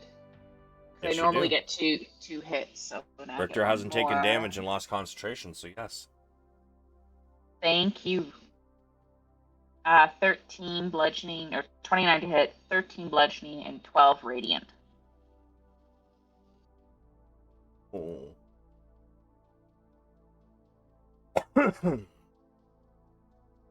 As you bring your warhammer down one more time, you hear a crack as it hits the shoulder, and the one arm just kind of goes limp. I'll rip out your throat. How about no? Now I'd like to activate my Thunderstorm to get a saving throw from his pass. That one is a her, but yes, you may. Or her. Yes. So saving throw. Yeah, just assuming a combatant is male. Oh, so sexist. Jesus. Yeah, no, that's a hard fucking fail. Its Cool. speed is reduced to 0. 0. Oh. Are you planning on moving? No, he's mine. She's mine. Oh, well, They. We are going to continue to dance. dance your heart out. Twice in a row. So, may I offer a suggestion, however, for future? Sure. So, if you're reducing something's speed to 0, but it's right next to you, that doesn't stop it from still slashing at you. It just means it can't move. You would have been better It means off. it can't run away. No, it means he can't run away. That is fair. However, this one here is about ready to slaughter you, or attempt to. Try. Send it. But Sulameen, you are up, sir. These things are now 60 feet in the air. They are even with you, meaning you no longer have height advantage. But I believe they are within sight, and I believe you stealthed. I did. Can I engage the one to Ash's east? Are we still doing the lightning thing or no? I mean, they're not on the ground, so I mean that's up to you guys, really. I mean, you can still maybe hit the.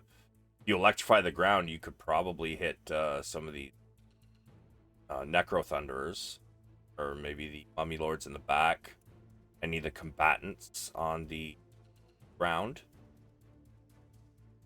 However, you also risk Ash and Pheonix as well if you start to electrify the ground. Yeah, I mean, your better bet would be to go after the horses. Yeah, I mean, they're flying straight at you, and you've seen them moving quick.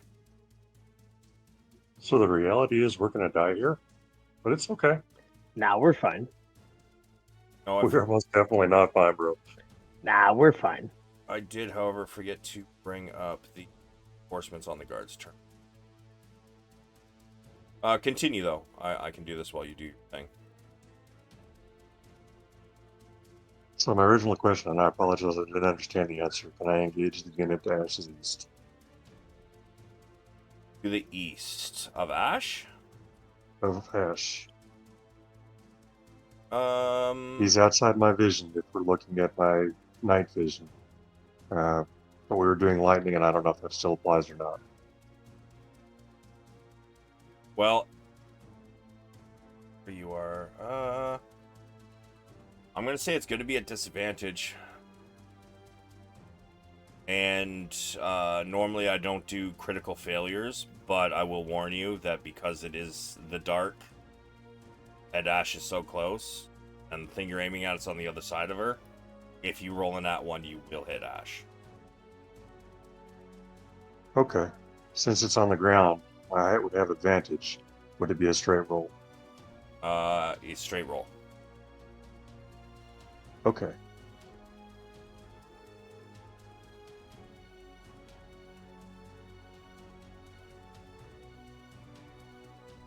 That is a hit, sir. Is it still standing?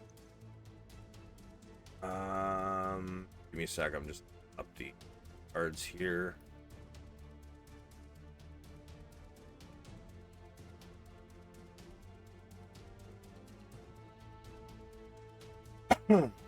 The front line of the guards, you Spoonbreaker, you see them begin to filter back in across the wall. As for the target of Sulameen's shot,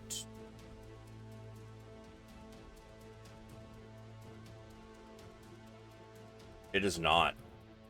You manage to pierce it directly into the eye, and Ash, as you're about to wind up for another swing, an arrow comes flying past you and slams into the eye of this thing, driving it back 10 feet, sliding across the ice even further, as it is dead.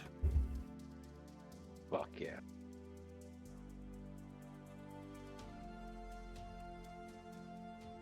And so for the next shot, let me check distance. I think they're in range.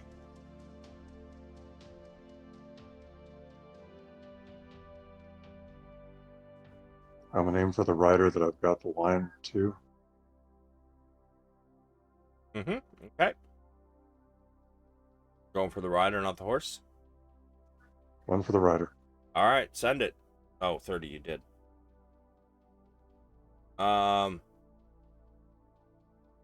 That is definitely a hit.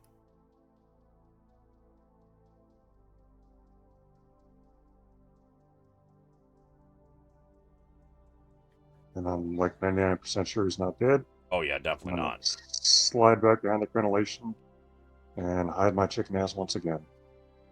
Okay. Wabu. Squishy Haha, ass. I'm lethargic. Yeah. Right. I love how you did that though. I thought it fit. Sorry. That's okay. It happens. I rolled pretty high, you know. 29's pretty damn good. This wasn't this time.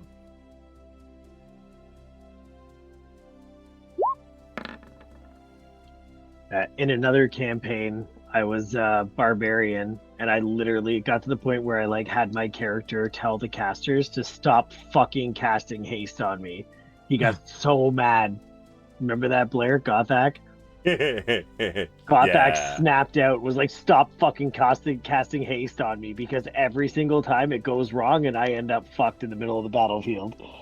That's tough. It was He's fun. like, I don't need it. I got potions. Like, use your magic for something else. He just fucking flipped out. So the Necro Thunderers, unfortunately for you, do break free. I will remove, I'll say 5 feet of movement. However, while they're inside the circle, every go 20 feet of movement, 10 feet of movement, they have to do a dexterity check. Stay on their feet.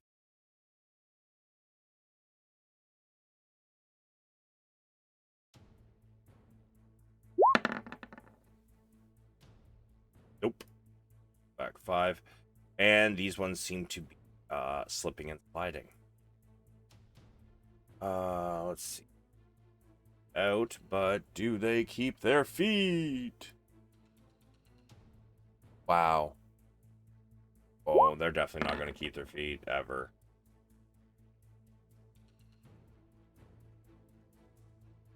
Get the 10 feet of movement, and then they flip. Flips.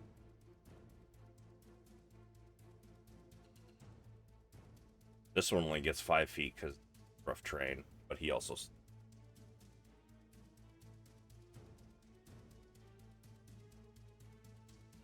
You hear from up the mountain once again. If you do win, I hope to see you up here soon, Stormforged. I have gifts for you. Marshall calls. Yeah, I got a gift for you too, bro. Yeah, I mean, you know what? If he's looking through their eyes, he could hear you. However, Marshall. Oh yeah, Marshall is not off screen. Forgot the good guys are on screen. The rest of the elephants aren't moving. They moved. They moved 10 feet, but they all fucking oh, those. I'm forgetting. I've got a lot more on my screen.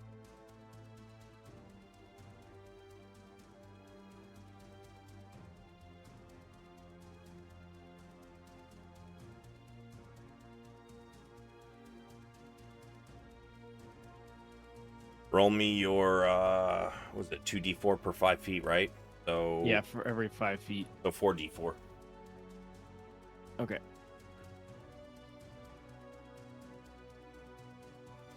And let's see, where are they at now? Okay, give me another 4d4. They're gonna dash.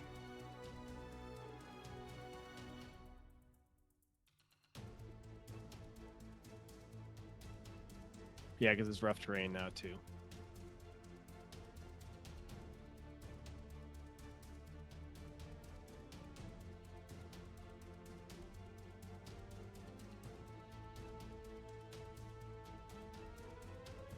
All right, so 2d4 for the ones in the back, and then all 4 for the other.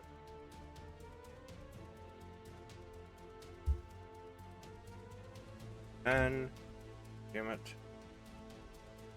10. 10. 1. 1. So we're almost done the turn order. At the top of the turn order, we will call it for the night. Marshall. I forgot to see what you do. Does he have anything cool?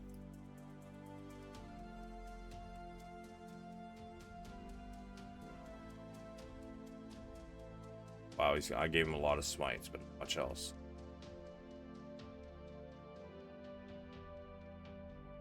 I didn't even give him... Oh, I did give him a longbow. I mean, he's just shooting with the guys then.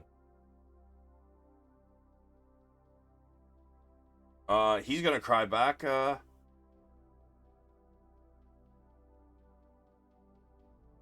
I will send them to you post haste. Pheonix, you're up.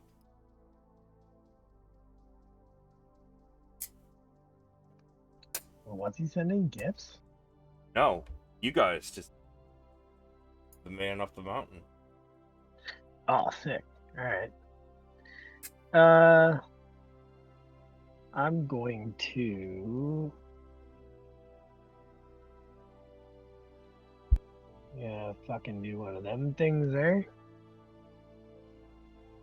And swing over here. Wait, hang on. Let me count the steps.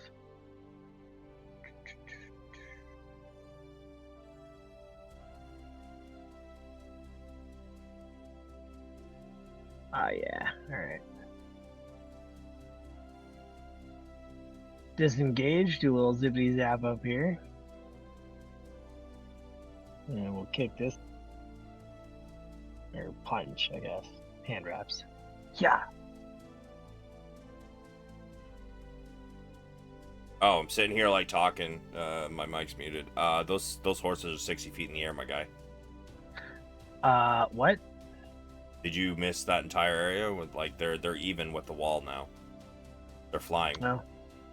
Okay. Yeah. You can take that back. Alrighty then.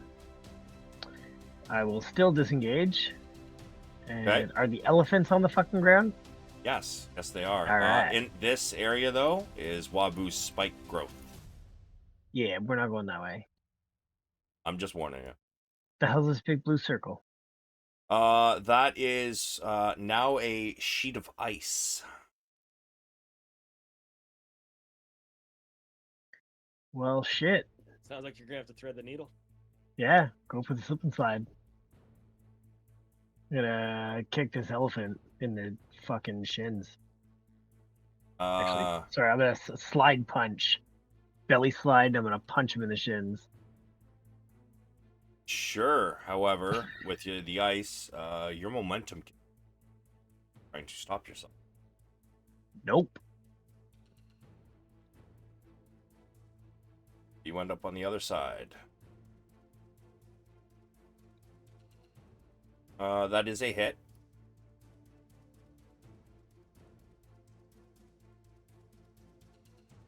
And I'll use my second or extra attack on that same elephant as I slide by. All right. That's a hit.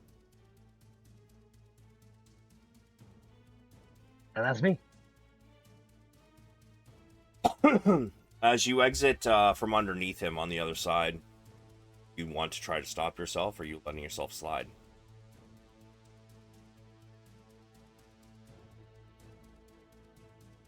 Oh, I'm sorry. He's actually on the ground. These ones are all prone. So you would have stopped when you hit the other side, but you can definitely still get your punches off. Okay. All of the elephants slipped on the ice. They are prone.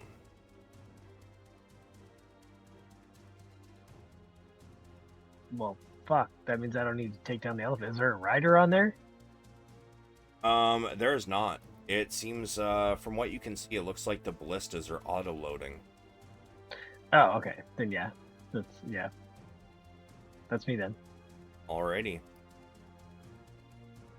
This is the fly speed of 8. Ambience are not quite in it yet. I'm gonna put one on the map just so I remember that they're entering next turn. The Mummy Lords, though. Oh, these are fun. Hey, Pheonix, do you remember the time I brought a Mummy Lord in? I remember everything. Used it to finger my cousin? Excuse me? Yeah, it's a thing that happened. He fingered his cousin. I didn't realize that when they use a certain spell, if that spell drops a character to 0 hit points, it automatically kills them.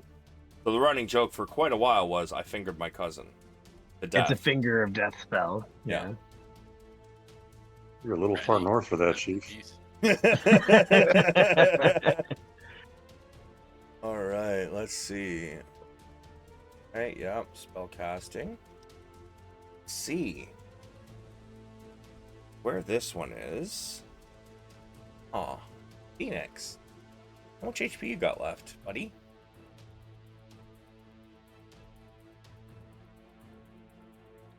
I mean, do you want me to just say it? Yeah, you can tell me. I won't use it against you. 136. Yeah, okay, that's pretty good. Oh, maybe it wasn't a Mummy Lord I used. Mummy Lord doesn't have Finger of Death. I didn't think so. Maybe it was a different creature. It was a mummy something. Maybe no, I think it was a Skull Lord. I think that was it.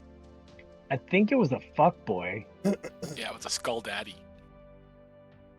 Well, they have legendary actions. That's interesting. I didn't know that. I got so many stat blocks up, man. I can't keep track of them.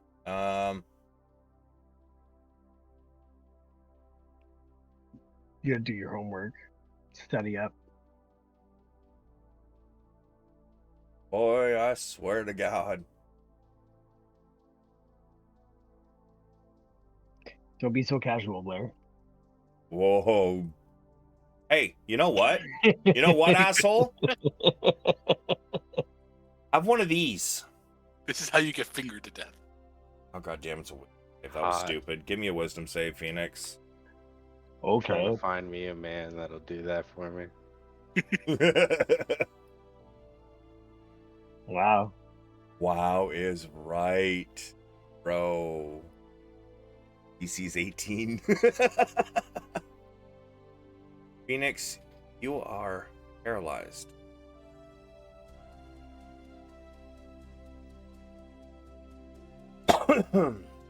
This one continues moving. Please hold. Oh, you got something for it, don't you? I think so. Hang on.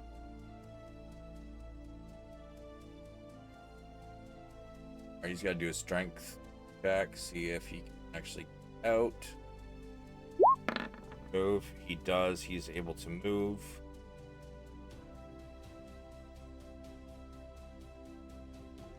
Motherfucker. Yeah. Oh no.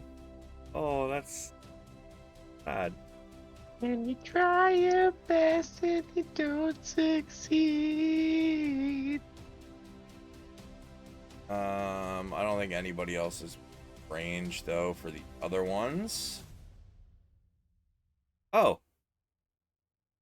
Yeah. Hey, Ash. Yes, sir.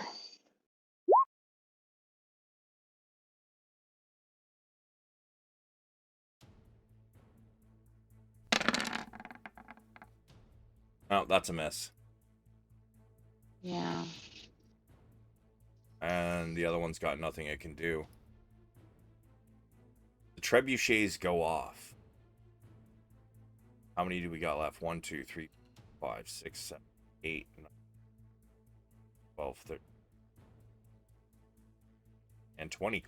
Perfect. Spoonbreaker, you have had one hell of a bad night. Give me a D20, please.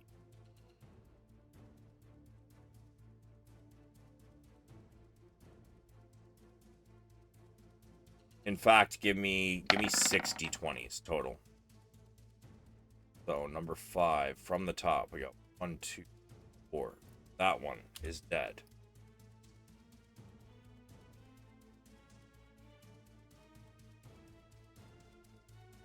Oh, sorry. That one is dead. And number 6 is dead. 7, 8. That one is dead. Hey, 10 I'll is find dead. him. 11 is dead, and 15. 12, 13, 15. And with that, we will end for the night. Please, everybody, type into chat if you have a status effect and when it ends. If you're concentrating on a spell and when it ends. Anything going on that you need to remember for the start of your next session, because like people pointed out, I got 60 different things to look after. I am not going to remember. But I will be back in just a minute. I'm going to outro the stream real quick.